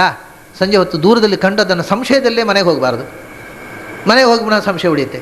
ಅಲ್ಲಿ ತೋಟದಲ್ಲಿ ಹಾವಿತ್ತು, ಮನೆ ಒಳಗೆ ಬರುತ್ತೋ ಏನೋ, ಅದು ಬೇಡ ನೋಡಿಬಿಡುವ ಅಂತ ಹೋಗ್ತಿ. ಓಹೋ, ಹಾಗಾದ್ರೆ ನಿನಗೆ ಭ್ರಮೆ ಬಂದಾಗ ಮತ್ತೇನು ಬಂತು ಅಂದರೆ ಅದನ್ನು ತೀರ್ಮಾನ ಮಾಡಬೇಕು ಅನ್ನುವಂಥ ಬುದ್ಧಿ ಬಂತು. ನೋಡಿದಾಗ ಹತ್ತಿರ ಹೋದರೆ ಓಹೋ ಇದು ಹಾವು ಅಲ್ಲ ಅಂತ ಜ್ಞಾನ ಬಂತಲ್ಲ. ಹಾಗಾದರೆ ಅಲ್ಲಿ ಹಾವು ಇಲ್ಲ, ಯಾಕೆಂದರೆ ಹಾವು ಇಲ್ಲ ಅಂತ ತಿಳುವಳಿಕೆ. ಕಂಡದ್ದು ಏನು ಕಂಡಿತಲ್ಲಿ ಅನಂತರ what is the final stage? ಇದು ಪರ್ಸೆಪ್ಷನ್. ಹಾವು ಅಲ್ಲ ಅಂತ ಕಂಡಿತು, ಆದ್ದರಿಂದ ಹಾವಲ್ಲ ಯಾಕೆಂದರೆ ಹಾಗೆ ಕಂಡದ್ದರಿಂದಲೇ. ನೀನು ಕಂಡದ್ದರಿಂದ ಇಲ್ಲ ಅಂದರೆ ಹಾವಲ್ಲ ಅಂತ ಕಂಡಿತು, ಆದ್ದರಿಂದ ಹಾವಲ್ಲ. ಕಂಡದ್ದರಿಂದಲೇ ಫೈನಲ್ ಡಿಸಿಷನ್ ಹೌದೋ ಅಲ್ಲೋ? ಮೊದಲು ಕಂಡದ್ದು ವೇಗ ಅಸ್ಪಷ್ಟವಾಗಿತ್ತು, ಅದನ್ನ ಪೂರ್ತಿ ಸರಿ ಕಂಡು ಇಲ್ಲ ಅಂತ ತೀರ್ಮಾನ ಮಾಡಿದ. ಅದನ್ನ ಕಂಡದ್ದು ಅಲ್ಲ ಕಂಡದ್ದರಿಂದಲೇ ಇಲ್ಲ ಅಂತ ಕಂಡಿತು, ಆದ್ದರಿಂದ ಇಲ್ಲ. ಹಾಗೆ ಈ ಪ್ರಪಂಚ ಇಲ್ಲ ಅಂತ ಯಾರ್ಯಾರು ಯಾವತ್ತಾರು ಕಂಡದ್ದಿದ್ರೆ ಒಂದು ಎಕ್ಸಾಂಪಲ್ ಕೊಡು ನನಗೆ, ವಿಟ್ನೆಸ್ ಬೇಕು ನನಗೆ. ಈ ಪ್ರಪಂಚ ನನಗೆ ಮೊದಲು ಉಂಟು ಅಂತ ಕಾಣ್ತಿತ್ತು, ಆಮೇಲೆ ಇಲ್ಲ ಅಂತ ಕಂಡಿತು ಅಂತ ಹೇಳೋ ಒಬ್ಬ ಅಪರೋಕ್ಷ ಜ್ಞಾನಿಯನ್ನು ಕರ್ಕೊಂಡು ಬಾ, ಆಮೇಲೆ ನೋಡೋ ವಿಷಯ. ನನಗೆ ಅಪರೋಕ್ಷ ಜ್ಞಾನ ಬಂದ ಮೇಲೆ ಈ ಜಗತ್ತೇ ಇಲ್ಲ ಅಂತ ಕಂಡಿದೆ ಅಂತ ಹೇಳುವ ಒಬ್ಬನನ್ನು ಕರ್ಕೊಂಡು ಬರಬೇಕು. ಈಗ ನಾ ಸಾಕ್ಷಿ ಬೇಕು ನಮಗೆ. ಅವು ಮತ್ತೆ ಅವನು ಡೋಂಗಿ ಹೇಳ್ತಾನೆ ಅಂತಂದು ಮತ್ತೆ ವಿಷಯ. ಹಾಗೆ ಹೇಳೋನೊಬ್ಬ ಬೇಕೀಗ. ನನಗೆ ಪ್ರಪಂಚ ಇಲ್ಲ, ನಾನು ಪ್ರಪಂಚ ಇಲ್ಲ ಅನ್ನೋದನ್ನು ಕಂಡಿದ್ದೇನೆ ಅನ್ನೋ ಒಬ್ಬ ಬೇಕೀಗ. ಅಲ್ಲ ಸ್ವಾಮಿ, ನಮ್ಮ ಆಚಾರ್ಯರು ಹೇಳಿದ್ದಾರೆ, ಅವರು ಕಂಡಿದ್ದಾರೆ. ಅವ್ರು ಕಾಣದೆ ಹೇಳ್ತಾರಾ? ನಮ್ಮ ಗುರುಗಳು ಜಗತ್ತು ಇಲ್ಲ ಅಂತ ಹೇಳಿದ್ರಲ್ಲ, ಅವರು ಕಂಡಿರಬೇಕು ಅಂತ. ಅವ್ರು ಇಲ್ಲ ಅಂತ ಅನ್ನೋದು ಕಂಡಿದ್ರೆ ಯಾರಿಗೆ ಹೇಳಿದರು? ಯಾಕೆ ಹೇಳಿದರು? ನೀನು ಇಲ್ಲ ಅಂತ ಗೊತ್ತಾದ ಮೇಲೆ ಯಾಕೆ ಹೇಳಲಿಕ್ಕೆ ಹೋದರು ಅವರು? ಯಾಕೆಂದರೆ ಕೇಳೋನು ಇಲ್ಲ, ಇಡೀ ವಿಶ್ವವೇ ಇಲ್ಲ. ಯಾಕೆ ವಿಶ್ವ ಇಲ್ಲ ಅಂತ ಯಾರಿಗೋಸ್ಕರ ಹೇಳಿದ್ದವರು? ಯಾರಿಗೆ? ಹಾಗಾದ್ರೆ ಅವರಿಗೂ ಕಂಡಿಲ್ಲ ಅಂತ ಆಯಿತು. ಕಾಣದೇ ಇದ್ದರೆ ಹೇಳ್ತಿರ್ಲಿಲ್ಲ ಅವರು. ಎರಡನೇ ವಸ್ತು ಇದ್ದದ್ರಿಂದ ಅವ್ರು ಹೇಳಬೇಕಾಯ್ತು. ಹೇಳುವುದು ಇನ್ನೊಬ್ಬರಿಗೋಸ್ಕರ. If there are no two things there is no point of discussion. ನಾನು ನಿಮಗೆ ಹೇಳುವುದು ಅಂದರೆ ನಾವು ಎರಡು ವಸ್ತುನ ಒಪ್ಪಿಕೊಂಡ ಹಾಗಾಯಿತು. ಅದು ಇಲ್ಲ, ಎರಡು ವಸ್ತುವೇ ಇಲ್ಲ ಅಂತ ಕಂಡ ಮೇಲೆ ಇನ್ನೊಬ್ರು ಹೇಳಲಿಕ್ಕೆ ಆಗುವುದಿಲ್ಲ. ಅವರು ಇನ್ನೊಬ್ರಿಗೆ ಹೇಳಲಿಕ್ಕೋಸ್ಕರ ಗ್ರಂಥ ಬರೆದಿದ್ದಾರೆ, ಅದನ್ನು ಅವರು ಕಂಡಿಲ್ಲ ಅಂತಾಯಿತು. ಆದರೆ ಕಾಣದೇ ಇದ್ದವ್ರ ಮಾತನ್ನು ನಾವು ಯಾಕೆ ನಂಬಬೇಕು ಅನ್ನೋದು. This is the creation of illusion ಅನ್ನುವಂಥದ್ದು ರೋಲ್ಡ್ ಔಟ್ ಅಂದರು ನಚ ಕರ್ಮ ನಚ ವಿಮಾ. ಆಮೇಲೆ ಮಲ ಮನುಷ್ಯನ ಕಾಮಕರ್ಮಾದಿಗಳಿಂದ ಆಗ್ತದೆ. ತನ್ನಷ್ಟಕ್ಕೆ ಬಯಕೆಯಿಂದ ಒಂದೊಂದನ್ನೇ ಸೃಷ್ಟಿ ಮಾಡ್ತಾನೆ, ಅದನ್ನು ತನ್ನಷ್ಟಕ್ಕೆ ಏನೂ ಕಾರಣ ಇಲ್ಲದೆ ಆಗ್ತದೆ ಅನ್ನತಕ್ಕಂಥದ್ದು ಅದು ಸಹಜವಾಗಿ ರೋಲ್ಡ್ ಔಟು. ಏನಾಗಬಹುದು ಮನುಷ್ಯನ ಬಯಕೆಯಿಂದ, ಎಷ್ಟು ಆಗಬಹುದು ಅಂತ ನಮಗೆ ಗೊತ್ತಿದೆ. ಅದು ಈ ಇಡೀ ವಿಶ್ವವನ್ನು ಮನುಷ್ಯ ಬಯಸಿಯೂ ಸೃಷ್ಟಿ ಮಾಡಲಾರ. ಯಾವುದೋ ಕೆಲವು ಒಂದು ಮನೆ ಕಟ್ಬೋದು, ಆದರೆ ಇಡೀ ಹಿಮಾಲಯ ಪರ್ವತವನ್ನು ನಾನು ಬಯಸಿ ಮಾಡಿದೆ ಅಂದರೆ ಏನು ಮಾಡೋದು? ಹಿಮಾಲಯ ಪರ್ವತ ಇದ್ದದ್ದನ್ನು ನೋಡಲಿಕ್ಕೆ ತಾಕತ್ತಿಲ್ಲ, ಮಾಡೋದೆಲ್ಲಿ ಬಂತು? ಆದ್ದರಿಂದ ನಮ್ಮ ಮನುಷ್ಯನ ಮನಸ್ಸಿನ ಕಾಮಕರ್ಮಗಳು ಕಾಮಕ್ರೋಧಾದಿಗಳಿಂದಲೇ ಈ ಜಗತ್ತು ಆಯಿತು, ತನ್ನಷ್ಟಕ್ಕೆ ಆಯಿತು ಅನ್ನೋದು ಇಟ್ ಈಸ್ ರೂಲ್ಡ್ ಔಟ್. ಕಾಲ ಏನು ಮಾಡುತ್ತೀರಿ? ಕಾಲವು ಒಂದು ಜಡ, ಹೌದಲ್ಲೋ ಆಚಾರ್ಯ? ಎಲ್ಲಕ್ಕೂ ಒಂದೇ ಹೇಳಿದರು. ಅಜ್ಞಾನ ಅನ್ನೋದು ಒಂದು ಜಡವಾದ ವಸ್ತು, ಕರ್ಮ ಅನ್ನೋದು ಒಂದು ಜಡ, ಕಾಮಕ್ರೋಧಾದಿಗಳು ಜಡ, ಕಾಲ ಅನ್ನೋದು ಜಡ. ಜಡಕ್ಕೆ ಕರ್ತೃತ್ವವನ್ನು ನೀವು ಹೇಳ್ತಾ ಇದ್ದೀರಿ. ಯಾವ ಜಡವೂ ಏನನ್ನೂ ಮಾಡುವುದಿಲ್ಲ. ಕಾಲ ಏನು ಮಾಡುತ್ತೆ? ಮಹಾಭಾರತದಲ್ಲಿ ಒಂದು ಶ್ಲೋಕ ಇದೆ, ಕಾಲೋ ವಾ ಕಾರಣಂ ರಾಜ್ಞ ರಾಜ ವಾ ಕಾಲ ಕಾರಣಂ.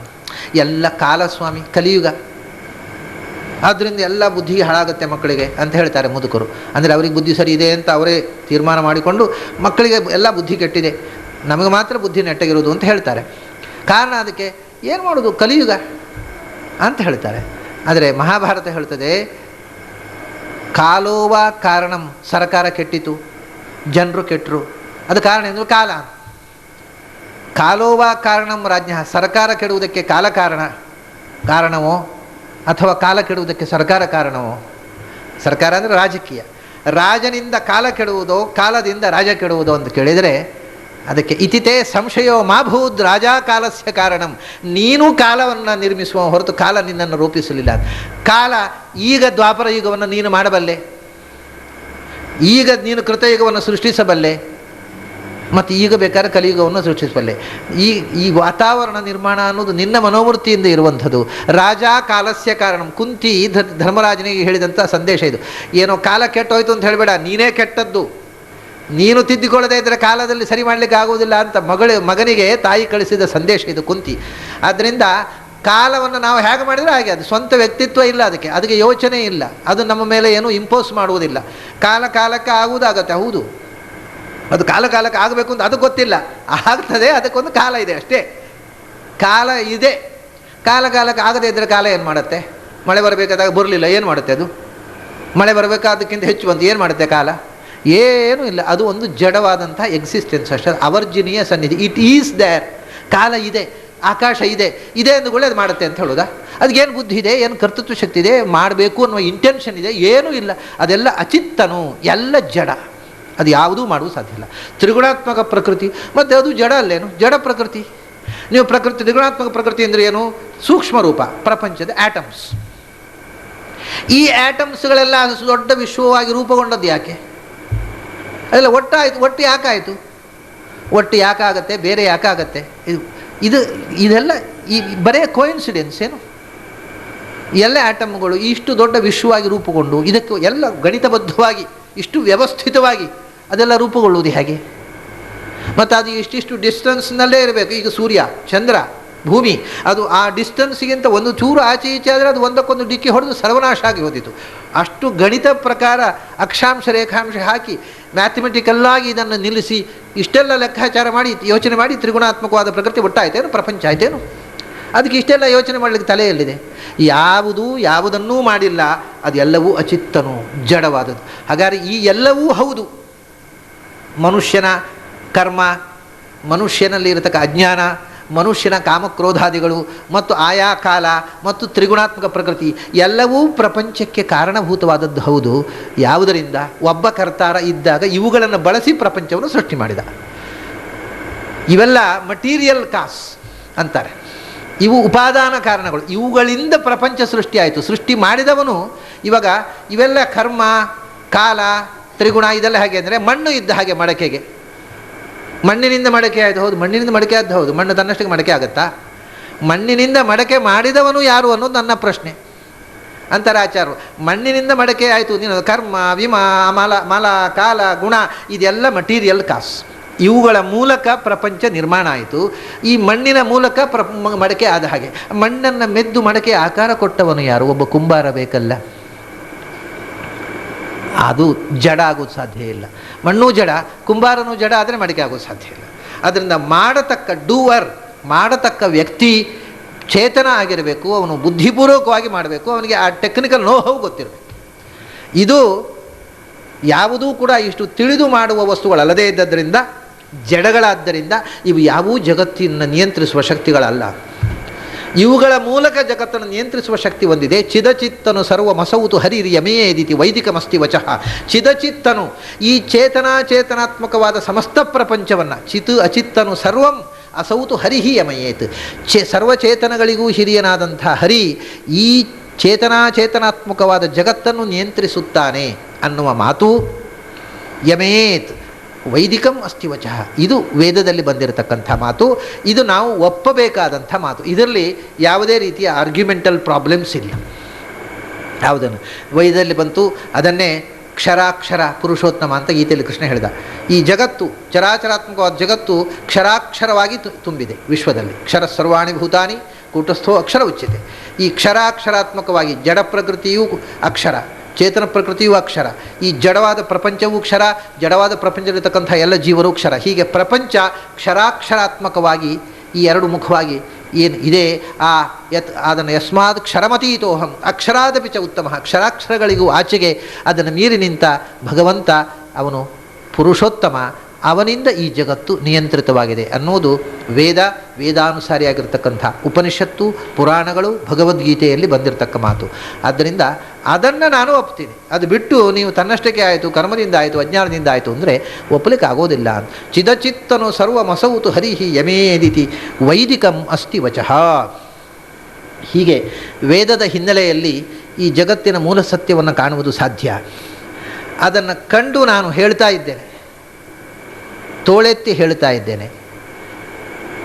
ಆ ಸತ್ಯವನ್ನು ನೀವು ಕೇಳಿ ನಿಮ್ಮ ಜೀವನದಲ್ಲೂ ಅದನ್ನು ಆಚರಣೆಗೆ ತನ್ನಿ. ಆಚರಣೆಗೆ ತಂದು ಬದುಕಿನ ಕ್ಷಣಗಳನ್ನು ಸಾರ್ಥಕ ಮಾಡಿಕೊಳ್ಳಿ ಅಂತ ಆಚಾರ್ಯರು ಕೊಟ್ಟ ಸಂದೇಶದ ಜೊತೆಗೆ ಇವತ್ತಿನ ಚಿಂತನವನ್ನು, ಬಾಳಿನ ಸಂದೇಶದ ಚಿಂತನವನ್ನು ಮುಗಿಸೋಣ.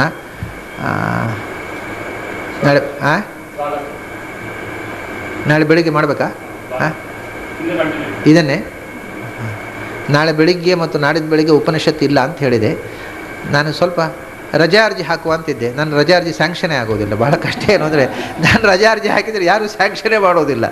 ನಾನು ನಾಳೆ ಬೆಳಿಗ್ಗೆ ನಾಡಿದ್ದು ಬೆಳಿಗ್ಗೆ 2 ದಿವಸ ರಜೆ ಹಾಕುವ ಅಂತಿದ್ದೆ. ಅದು ಬೆಳಿಗ್ಗೆ ನಾಡಿದ್ದು ಬೆಳಿಗ್ಗೆಯೂ ದ್ವಾದಶ ಸ್ತೋತ್ರವೇ ಮಾಡಬೇಕು ಅಂತ ಹೇಳ್ತಾ ಇದ್ದಾರೆ ನಮ್ಮ ಬಾಸ್. ಆದ್ದರಿಂದ ಅದನ್ನು ರಜೆ ಸ್ಯಾಂಕ್ಷನ್ ಆಗಲಿಲ್ಲ. ನಾಳೆ ಬೆಳಿಗ್ಗೆ ನಾಳೆ ಸಂಜೆ, ನಾಡಿದ್ದು ಬೆಳಿಗ್ಗೆ ನಾಡಿದ್ದು ಸಂಜೆ, ಅದೇ ದ್ವಾದಶ ಸ್ತೋತ್ರ ಆದಷ್ಟು ಹೆಚ್ಚು ಆಗಬೇಕು ಅಂತ ಅವರ ಅಪೇಕ್ಷೆ ಇದೆ. ಹಾಗಾಗಿ ನಾಳೆ ಬೆಳಿಗ್ಗೆಯೂ ಮತ್ತೆ ದ್ವಾದಶ ಸ್ತೋತ್ರವನ್ನೇ ಮುಂದುವರಿಸೋಣ. ಉಪನಿಷತ್ತು ಇನ್ನು 1 ದಿವಸ, ಅದು ನಾಡಿದ್ದು ಮಂಗಳವಾರ ದಿವಸ, ಬಿದಿಗೆ ದಿವಸ. ಅಲ್ಲಿ ತನಕ ನಿಮಗೆಲ್ಲ ಅಭಿನಂದನೆಗಳು ಮತ್ತು ನಮಸ್ಕಾರ. ಏನ್ರಿ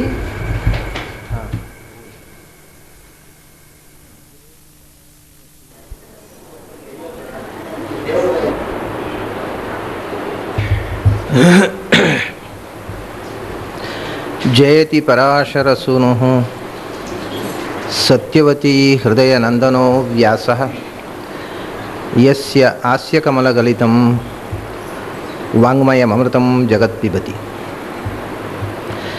ಭುಜಗಭೋಗಾಭಮುದ್ಯಮ್ಯ ಹೃದಯಂ ನಿಜಭುಜಂ ದಕ್ಷಿಣಂ ಲಕ್ಷಣಾಢ್ಯಂ ಲಲಿತಮುದ್ರಿಕ್ತವಿಜ್ಞಾನಮುದ್ರಂ ಭಜ ಭಜ ಅನಂತಮಿತ್ಯಾಲಪಂತಂ ಪ್ರಣತವಾನ್ ಪ್ರಾಣಿನಾಂ ಪ್ರಾಣಭೂತಂ ಪ್ರಣತಿಭಿಃ ಪ್ರಣಯೇ ಪೂರ್ಣಬೋಧಂ ಭವದವೋಷ್ಣೇನ ತಾತಪ್ಯಮಾನಾನ್ ಭುವಿ ಪರಂ ನಾಥಮಪ್ರೇಕ್ಷಮಾಣಾನ್ ಭುವನಮನ್ಯೇನ ಚ ಅನ್ಯೇನ ದೋಷ್ಣಾ ಭವತು ಭೀರ್ಮಾ ಇತಿ ನ ಸಾಂತ್ವಯಂತಂ ಪ್ರಣತವಾನ್ ಪ್ರಾಣಿನಾಂ ಪ್ರಾಣಭೂತಂ ಪ್ರಣತಿಭಿಃ ಪ್ರಣಯೇ ಪೂರ್ಣಬೋಧಂ. ನಾವು ನಿನ್ನೆ ಆಚಾರ್ಯರ ಸ್ತೋತ್ರಗಳ ಮಾಲಿಕೆಯಲ್ಲಿ 4ನೆಯ ಸ್ತೋತ್ರದ 6 ಪದ್ಯಗಳನ್ನು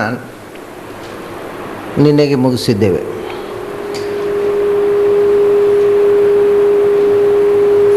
ಅದರಲ್ಲಿ ನಚ ಕರ್ಮ ವಿಮಾಮಲ ಕಾಲ ಗುಣ ಪ್ರಭೃತೀಶಮಚಿತ್ತನು ತದ್ಧಿಯತಃ ಚಿದಚಿತ್ತನು ಸರ್ವಮಸೌತು ಹರಿರಿ ಯಮಯೇದಿತಿ ವೈದಿಕಮಸ್ತಿ ವಚಃ ಅಂತ ಉಪಸಂಹಾರ ಮಾಡಿದರು.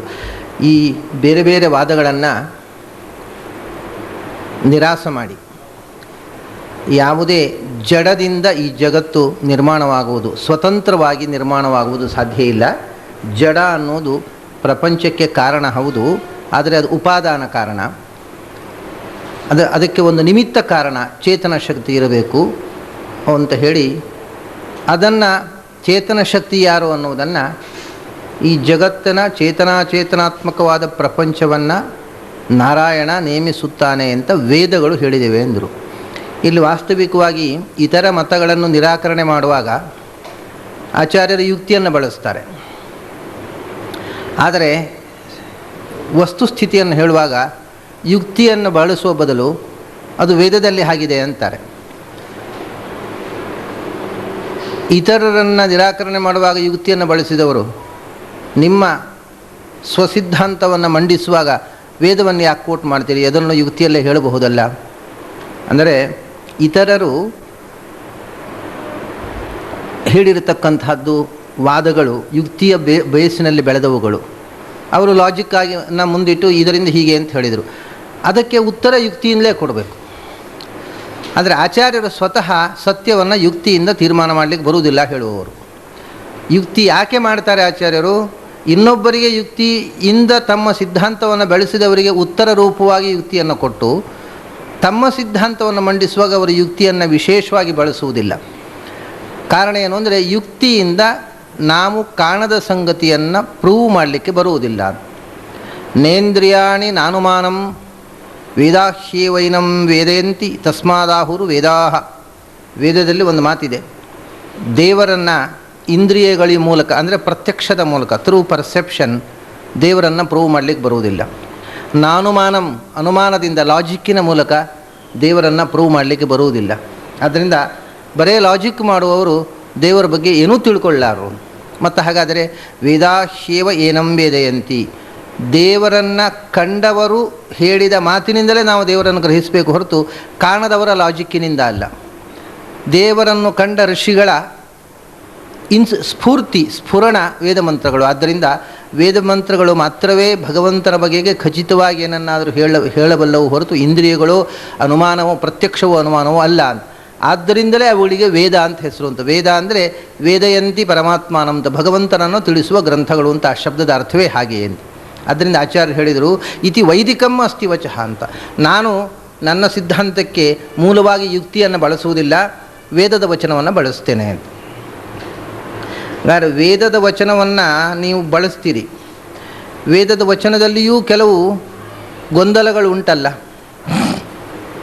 ವೇದದಲ್ಲೂ ಮೇಲುನೋಟಕ್ಕೆ ಬೇರೆ ಬೇರೆ ಥರ ಅರ್ಥ ಬರತಕ್ಕಂಥ ವಾಕ್ಯಗಳಿವೆ. ನಾವು ಮಾಂಡೂಕೋಪನಿಷತ್ನಲ್ಲೇ ನೋಡಿದ್ದೇವೆ. ಮೇಲುನೋಟಕ್ಕೆ ಅದು ಅಪಾರ್ಥವಾಗುವಂಥ ವಾಕ್ಯಗಳು ವೇದದಲ್ಲಿವೆ. ವೇದದಲ್ಲಿ ದ್ವಾಸು ಪರ್ಣಾಸೈಜ ಸಖಾಯ ಸಮಾನಂ ವೃಕ್ಷಂ ಪರಿಷಸ್ವಜಾತೆ ಅಂತ ಮಂತ್ರವೂ ಇದೆ.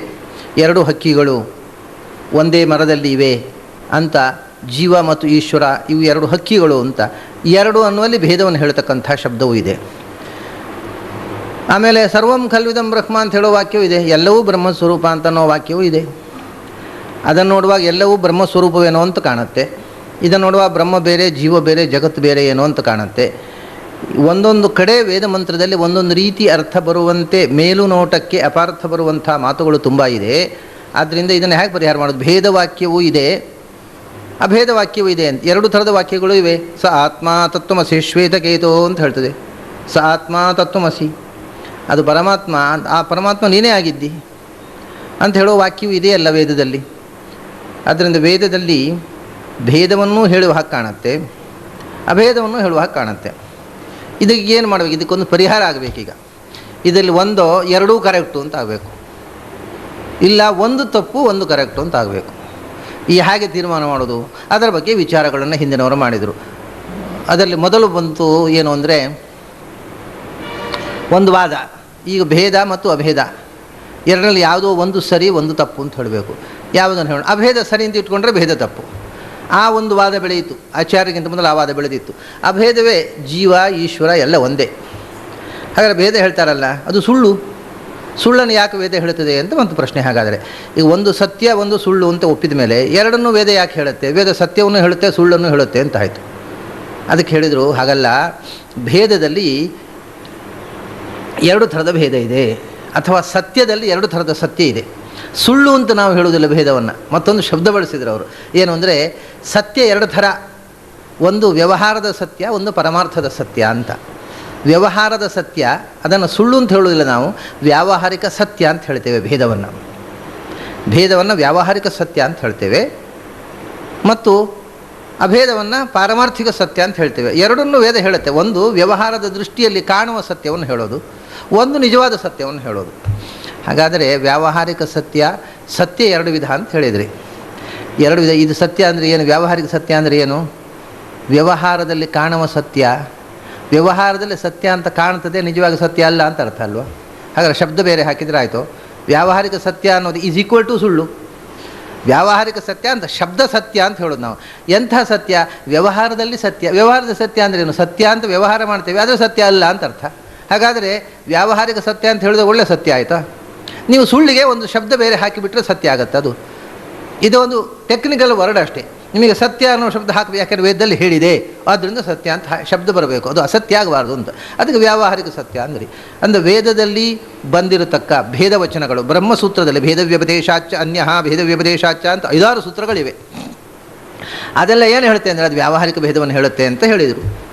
ಯಾರು ವ್ಯಾವಹಾರಿಕ ಸತ್ಯವನ್ನು ಹೇಳುತ್ತೆ, ವ್ಯಾವಹಾರಿಕ ಭೇದವನ್ನು ಹೇಳ್ತೆ ಅಂದರೆ ನಿಜವಾಗಿ ಇಲ್ಲದ ಭೇದವನ್ನು ಹೇಳ್ತೆ ಅಂತ ಅರ್ಥ ಹೌದೋ ಅಲ್ಲೋ? ಹಾಗಾದ್ರೆ ವೇದ ಸುಳ್ಳು ಹೇಳುತ್ತೆ ಅನ್ನೋದನ್ನು, ವೇದ ಸುಳ್ಳು ಹೇಳುವುದಿಲ್ಲ, ವ್ಯಾವಹಾರಿಕ ಸತ್ಯವನ್ನು ಹೇಳ್ತದೆ ಅಂತ ಅರ್ಥ ಒಂದೇ, ಶಬ್ದ ಬೇರೆ ಅಷ್ಟೇ. ಸುಳ್ಳನ್ನು ಸತ್ಯ ಅನ್ನೋ ಶಬ್ದದಿಂದ ಹೇಳಿದ ತಕ್ಷಣ ಅದು ಸತ್ಯ ಆಗುವುದಿಲ್ಲ ಅಂತ. ಇದನ್ನು ಮೀಮಾಂಸಕರಾಗಿರ್ತಕ್ಕಂಥ ಕುಮಾರಲ ಭಟ್ಟರು ಬಹಳ ವಿಚಿತ್ರವಾಗಿ ಒಂದು ಮಾತು ಹೇಳ್ತಾರೆ. ಸತ್ಯತ್ವಂ ನಹಿ ಸಾಮಾನ್ಯಂ ವೃಷಾರ್ಥ ಪರಮಾರ್ಥಯೋ. ಸುಳ್ಳಿನಲ್ಲಿ ಮತ್ತು ಸತ್ಯದಲ್ಲಿ ಎರಡಲ್ಲೂ ಇರತಕ್ಕ ಒಂದು ಸತ್ಯ ಅಂತ ಇಲ್ಲ. ನೀವು ಸತ್ಯವಾದ ಸತ್ಯ ಮತ್ತು ಸುಳ್ಳು ಸತ್ಯ ಅಂತ ಎರಡು ಸತ್ಯ ಹೇಳ್ತಾ ಇದ್ದೀರಿ ಅಷ್ಟೇ. ಇದು ಏನು ಹೇಳಿದಾಗಾಯ್ತು?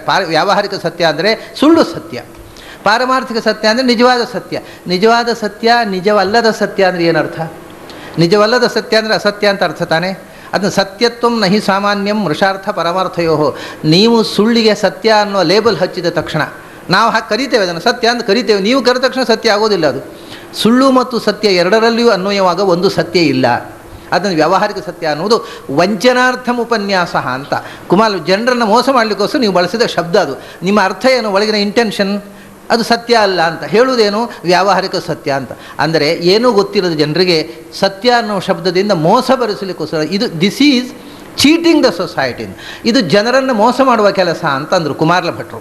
ವಂಚನಾರ್ಥಂ ಉಪನ್ಯಾಸ ಲಾಲಾ ವಕ್ತ್ರಾಸವಾದಿವತ್ತು. ಅದಕ್ಕೆ ಬಹಳ ರೋಚಕವಾದ ಒಂದು ದೃಷ್ಟಾಂತ ಕೊಡ್ತಾರೆ. ಈ ಕವಿಗಳು ಏನು ಹೇಳ್ತಾರೆ ಅಂದರೆ, ಕವಿಗಳನ್ನು ದೃಷ್ಟಾಂತವಾಗಿ ತಗೊಳ್ತಾರೆ ಅವರು. ಕವಿಗಳ ಪ್ರಯೋಗವನ್ನು, ಈ ಬಾಯಲ್ಲಿ ತುಟಿಯಲ್ಲಿ ಜೊಲ್ಲು ಸುರಿಯುತ್ತೆ, ಅದಕ್ಕೆ ಸಂಸ್ಲಿ ಲಾಲ ಅಂತಾರೆ.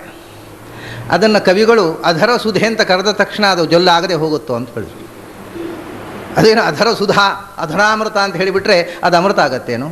ಅದನ್ನು ಕವಿಗಳು ಹುಚ್ಚುತನದಿಂದ ಅದನ್ನು ಅಧರಾಮೃತ ಅಧರ ಸುಧೆ ಅಂತ ಹೇಳ್ತಾರೆ. ತುಟಿ ಜೇನು ಅಂದರೆ ಜೊಲ್ಲಿಗೆ ತುಟಿಯ ಜೇನು ಅಂತ ಹೇಳಿದ ತಕ್ಷಣ ಅದು ಜೇನು ಹಾಗೆ ಸಿಹಿ ಆಗೋದಿಲ್ಲ. ಶಬ್ದ ಬೇರೆ ಹಾಕಿ ಜನರನ್ನು ಮೋಸ ಮಾಡಲಿಕ್ಕೆ ಬರೋದಿಲ್ಲ ಅಂದರು. ಲಾಲಾ ವಕ್ತ್ರಾಸವಾದಿವತ್ತು. ಹಾಗೆ ಒಂದು ಶಬ್ದವನ್ನು ನೀವು ಬಳಸಿದ ಮಾತ್ರಕ್ಕೆ ತತ್ವ ಬೇರೆ ಆಗುವುದಿಲ್ಲ. ಇದು ಜನರನ್ನು ಮೋಸ ಮಾಡೋದಕ್ಕೋಸ್ಕರ ನೀವು ಬಳಸಿದ ಶಬ್ದ ಅಂದರು, ವ್ಯಾವಹಾರಿಕ ಸತ್ಯ ಅಂತ. ಈಗ ಮತ್ತೆ ಸಮಸ್ಯೆ ಆಯ್ತು. ಹಾಗಾದ್ರೆ ಏನು ಮಾಡೋದು? ವೇದದಲ್ಲಿ ಉಂಟಲ್ಲ ವ್ಯಾವಹಾರಿಕ ಸತ್ಯ ಅಂತ ಹೇಳಿದ್ರು ಸುಳ್ಳು ಅಂತಲೇ ಆಯ್ತು. ಈಗ ಈ ಸಮಸ್ಯೆ ತಲೆಗೆ ಬಂದು ಭಾಸ್ಕರಾಚಾರ್ಯರು ಬಂದರು. ಆಮೇಲೆ ಭಾಸ್ಕರಾಚಾರ್ಯ ಹೇಳಿದರು, ಹೌದು ಹಾಗೆ ಹೇಳಿದರೆ ತೊಂದರೆ ಆಗುತ್ತೆ. ವೇದದಲ್ಲಿ ಸುಳ್ಳನ್ನು ಹೇಳಿದ್ದಾರೆ, ಸತ್ಯವನ್ನು ಹೇಳಿದ್ದಾರೆ ಅಂತ ಹೇಳಿದಾಗ ಆಗತ್ತೆ. ವ್ಯಾವಹಾರಿಕ ಸತ್ಯವನ್ನು ಹೇಳಿದೆ ಅಂದರೂ ಸುಳ್ಳು ಹೇಳಿದೆ ಅಂತಲೇ ಅರ್ಥ. ಹಾಗಾದ್ರೆ ಏನು ಮಾಡೋದು? ಅದು ಎರಡೂ ಸತ್ಯ. ಯಾವುದು? ಭೇದವೂ ಸತ್ಯ, ಅಭೇದವೂ ಸತ್ಯ. ಜೀವ ಮತ್ತು ಭಗವಂತ, ದೇವರು ಮತ್ತು ಜೀವ, ಆತ್ಮ ಮತ್ತು ಪರಮಾತ್ಮ ಭಿನ್ನರೂ ಹೌದು. ಯಾಕೆಂದರೆ ದ್ವಾಸುಪರ್ಣ ಸೈಜಾಸುಖಾಯ ಅಂತ ವೇದದಲ್ಲಿ ಭೇದ ಹೇಳಿದ್ದಾರೆ. ಅವರು ಒಂದೂ ಹೌದು, ಯಾಕೆಂದರೆ ತತ್ವಮಸಿ ಅಂತ ವೇದದಲ್ಲಿ ಹೇಳಿದ್ದಾರೆ. ಅಲ್ರಿ, ಒಂದೂ ಆಗುವುದು ಎರಡೂ ಆಗುವುದು ಹೇಗೆ? ಅದು ನನಗೆ ಗೊತ್ತಿಲ್ಲ ಅಂತಾರೆ ಅವರು. ಅದು ನನಗೆ ಗೊತ್ತಿಲ್ಲ, ವೇದದಲ್ಲಿ ಹೇಳಿದ್ದಾರೆ. ಇದು ತರ್ಕ ಮಾಡಲಿಕ್ಕೆ ಹೋಗೋದಿಲ್ಲ ನಾನು ವೇದದಲ್ಲಿ ಹೇಳಿದ ವಿಷಯದಲ್ಲಿ. There is no logic. ಯಾಕೆಂದರೆ ನಮ್ಮ ತರ್ಕಕ್ಕೆ ಸಿಗದ ವಿಷಯ ನಾವು ಮಾತಾಡ್ತಾ ಇದ್ದೇವೆ. ಅದರಿಂದ ಜೀವ ದೇವರಿಂದ ಭಿನ್ನನೋ? ಹೌದು. ಅಭಿನ್ನನೋ? ಅದೂ ಹೌದು. ಎರಡೂ ಹೌದು. ಅದು ಹೇಗೆ ಸಾಧ್ಯ? ಅದು ನನಗೆ ಗೊತ್ತಿಲ್ಲ. ನಾನು ತರ್ಕ ಮಾಡಲಿಕ್ಕೆ ಹೋಗೋದಿಲ್ಲ. ಭಗವಂತನನ್ನು ಕಂಡವರು ಹಾಗೆ ಹೇಳಿದ್ದಾರೆ, ಸಾಕ್ಷಾತ್ಕಾರ ಆದವರು ಹೇಳಿದ್ದಾರೆ, ವೇದದಲ್ಲಿ ಹೇಳಿದೆ. ಅದನ್ನ ಎರಡೂ ಸತ್ಯ ಅಂತ ಹೇಳಿಬಿಟ್ರು. ಒಂದು ಸತ್ಯ ಒಂದು ಸುಳ್ಳು ಅಂದರೆ ಬಂದ ಸಮಸ್ಯೆ ಪರಿಹಾರಕ್ಕೋಸ್ಕರ ಹೇಗೆ ಬೆಳ್ಕೊಂಡು ಬಂತು ವಿಚಾರಧಾರೆ ನೋಡಿ. ಎರಡೂ ಸತ್ಯ. ದೇವರು ಜೀವ ಅಭಿನ್ನನೂ ಹೌದು, ಭಿನ್ನನೂ ಹೌದು ಅನ್ನೋದು ಅನಂತರದ ಒಂದು ವಾದ ಬೆಳೆದು ಬಂತು. ಆಮೇಲೆ ಇನ್ನೊಂದು ರೀತಿಯ ವಾದ ಬಂತು.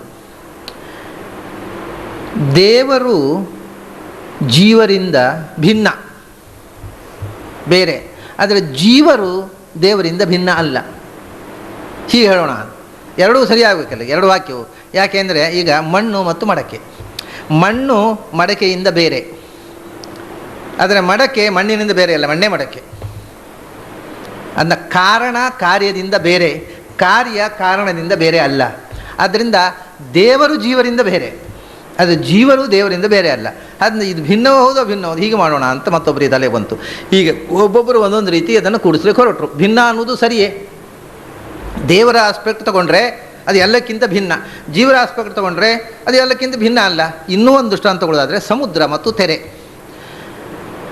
ತೆರೆಗಿಂತ ಸಮುದ್ರ ಬೇರೆ, ಆದರೆ ಸಮುದ್ರಕ್ಕಿಂತ ತೆರೆ ಬೇರೆ ಅಲ್ಲ. ಹಾಗೆಯೇ ಜೀವರುಗಳು ಅಂದರೆ it's just like waves. God is like an ocean. ಸಮುದ್ರ ಅಗಾಧವಾದ್ದು, ಅದು ತೆರೆ ಅಲ್ಲ, ಆದರೆ ತೆರೆ ಸಮುದ್ರವೇ. ಹಾಗೆಯೇ ಭಗವಂತ ಜೀವರಲ್ಲ, ಜೀವರು ಭಗವಂತನೇ. ಹೀಗೆ ಅದರಿಂದ ಹೌದು, ಭೇದ ಅನ್ನೋದು ಹೌದು, ಅಭೇದ ಅನ್ನೋದು ಹೌದು, ಎರಡನ್ನೂ ಒಪ್ಪಿಬಿಡೋಣ ಅಂತ ಅನಂತರದ ವಾದಿಗಳು. ಆ ಒಪ್ಪಿಕೊಳ್ಳುವುದಲ್ಲೂ ಎರಡು ಮೂರು ಥರ, ಎರಡೂ ಸತ್ಯ. ಒಂದು ಆ ಭಗವಂತ ಭಿನ್ನ, ಜೀವರು ಅಭಿನ್ನ, ಹೀಗೆ ಕೂಡಿಸುವುದು. ನಾನಾ ವಿಧವಾದಂಥ ಪ್ರಕ್ರಿಯೆಗಳು ಬಂತು. ಆಮೇಲೆ ಕೊನೆಯದಾಗಿ ಆಚಾರ್ಯರು ಬಂದರು. ಆಚಾರ್ಯರು ಹೇಳಿದರು, ಅದು ಎರಡೂ ಸತ್ಯ ಅಲ್ಲಪ್ಪ, ಎರಡೂ ಸತ್ಯ ಆಗಲಿಕ್ಕೆ ಆಗೋದಿಲ್ಲ. ಒಂದು ವಸ್ತು ಭಿನ್ನವಾಗಿದ್ದರೆ ಅದು ಅಭಿನ್ನವಾಗಿರುವುದು ಸಾಧ್ಯವಿಲ್ಲ, ಅದು ಅಭಿನ್ನವಾಗಿದ್ದರೆ ಭಿನ್ನವಾಗಿರುವುದು ಸಾಧ್ಯ ಇಲ್ಲ. ಅದು ಜಗತ್ತಿನಲ್ಲಿ ಸರ್ವತ್ರ ಇರತಕ್ಕ ನಿಯಮ. ಅದನ್ನು ನಾವು ಭಗವಂತನಲ್ಲಿ ಅಪವಾದ ಮಾಡಬೇಕಾದ ಕಾರಣ ಇಲ್ಲ. ಒಂದೋ ಜಗತ್ತು ಜೀವ ಭಗವಂತನಿಂದ ಬೇರೆ, ಒಂದೋ ಒಂದೇ, ಎರಡರಿಂದ ಒಂದು ತೀರ್ಮಾನ ಮಾಡಬೇಕು. ಅದು ಆಗ್ಬೋದು, ಇದು ಆಗ್ಬೋದು, ಹೇಗೆಂದು ಗೊತ್ತಿಲ್ಲ ಅಂತ ಉತ್ತರ ಕೊಡುವುದಲ್ಲ. ಭಾಸ್ಕರಾಚಾರ್ಯ ಹಾಗೆ ಹೇಳಿದ್ರು, ಅದು ಹೇಗೇನು ನನಗೆ ಗೊತ್ತಿಲ್ಲ, ವೇದದಲ್ಲಿ ಹೇಳಿದ್ದಾರೆ ನಾನು ಹೋಗ್ತೇನೆ ಅಂದರು. ಅದು ಗೊತ್ತಿಲ್ಲ ಅನ್ನುವುದು ಉತ್ತರ ಆಗಲಿಲ್ಲ, ಎರಡರಲ್ಲಿ ಒಂದು ಆಗಬೇಕು. ಆದ್ದರಿಂದ ಈ ಎರಡರಲ್ಲಿ ಯಾವುದು ಅನ್ನೋದು ನಾವು ತೀರ್ಮಾನ ಮಾಡಬೇಕು. ಅಭೇದ ಅಂತ ಇಟ್ಟುಕೊಂಡಾಗ ತೊಂದರೆ ಬಂತೀಗ, ತುಂಬ ತೊಂದರೆಗಳು ಬಂದದ್ದನ್ನು ನೋಡಿದೆವು ನಾವು. ಆ ತೊಂದರೆಗಳಿಗೆ ಪರಿಹಾರಕ್ಕೆ ಕೊಟ್ಟ ಉತ್ತರಗಳು ಕೂಡ ಸರಿಯಾಗಲಿಲ್ಲ. ಈಗ ಒಂದು ವ್ಯಾವಹಾರಿಕ ಸತ್ಯ ಅಂತ ಉತ್ತರ ಕೊಟ್ಟರೆ ಭೇದ. ವ್ಯಾವಹಾರಿಕ ಸತ್ಯ ಅಂದರೆ ಸುಳ್ಳು ಅಂತಲೇ ಅರ್ಥ, ಅದೂ ಸರಿಯಾಗಲಿಲ್ಲ. ವೇದ ಸುಳ್ಳು ಹೇಳುತ್ತೆ ಅಂತಾಯಿತು. ಅದಕ್ಕೆ ಅದಲ್ಲ, ಎರಡೂ ಸತ್ಯವೇ. ಪರಮಾತ್ಮನಿಂದ ಜೀವರು ಅಭೇದ, ಜೀವನಿಂದ ಪರಮಾತ್ಮ ಅದು ಇಟ್ಟುಕೊಂಡಾಗ ಭೇದ, ಎರಡೂ ಸತ್ಯವೇ ಅಂದರೆ ಅದೂ ಸರಿಯಾಗಲಿಲ್ಲ. ಯಾಕೆಂದರೆ ಈ ನೀವು ದೃಷ್ಟಾಂತ ಕೊಟ್ಟದ್ದು ಯಾವುದು? ಒಂದು ಸಮುದ್ರ, ಒಂದು ಮಡಕೆ. ಅದು ಮಣ್ಣು ಮತ್ತು ಮಡಕೆ ಅಂದರೆ ಏನದು?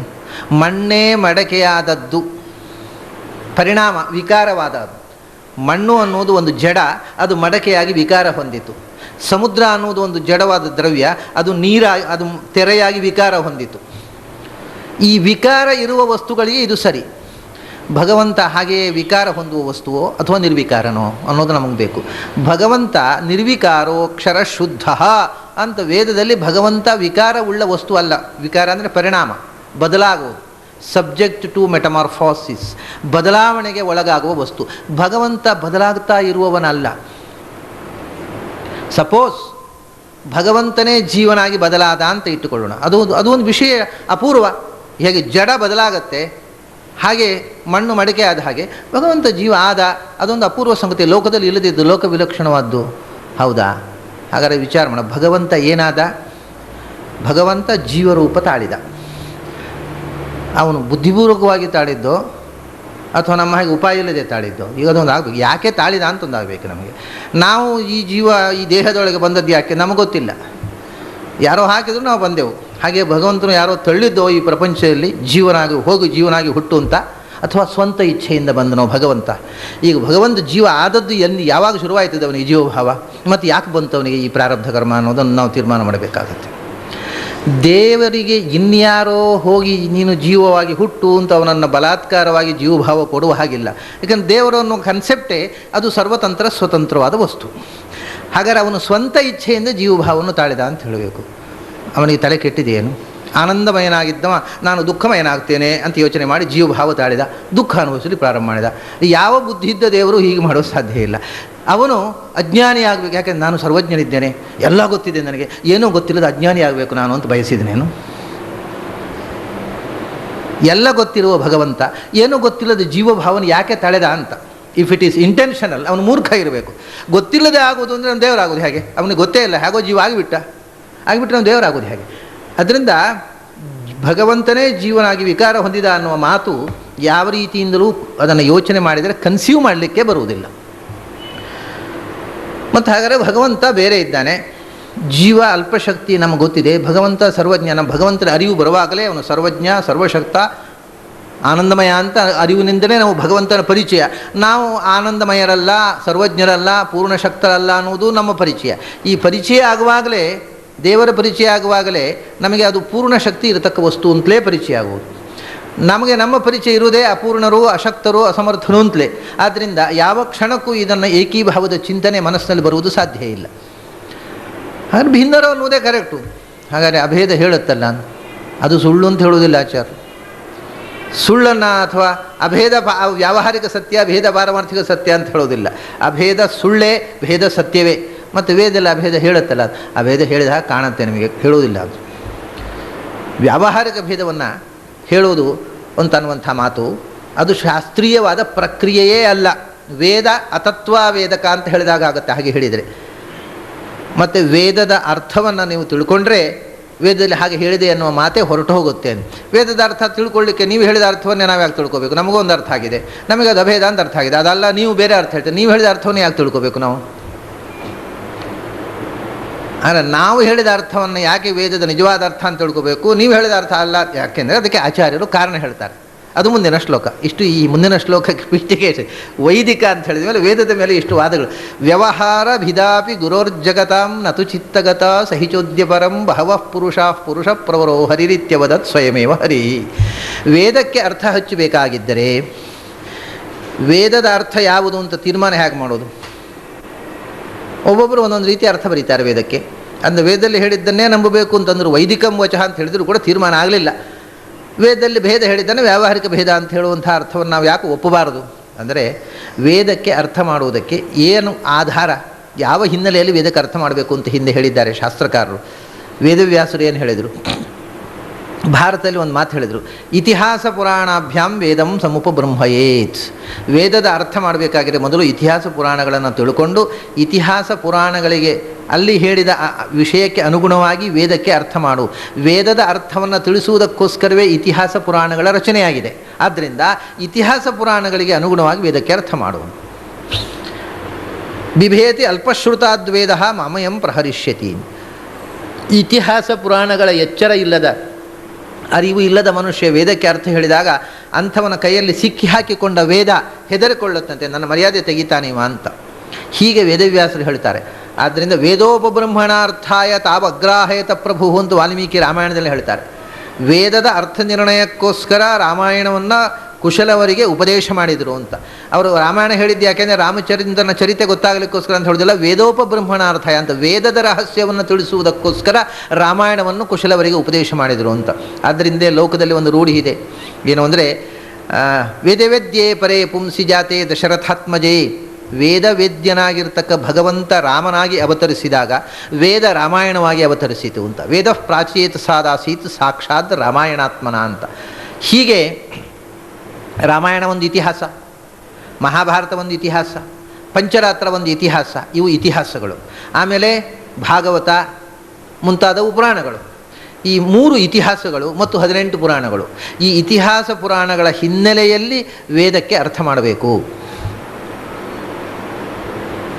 ಇಲ್ಲಿ ಒಂದು ಸಮಸ್ಯೆ ಬರ್ತದೆ. ಪುರಾಣಗಳು ಮತ್ತು ವೇದಗಳು ವಿರುದ್ಧವಾಗಿ ಕಂಡಾಗ ಆ ವೇದಕ್ಕೆ ಅನುಗುಣವಾಗಿ ಇಡೀ ಪುರಾಣಕ್ಕೆ ಪೂರ್ವೋತ್ತರ ವಿರುದ್ಧವಾದ ಅರ್ಥ ಏನೆಂದು ಮೊದಲು ಪುರಾಣದ ಅರ್ಥ ತೀರ್ಮಾನ ಮಾಡುವುದೇ ಒಂದು ಬಹಳ ಕಷ್ಟದ ಕೆಲಸ.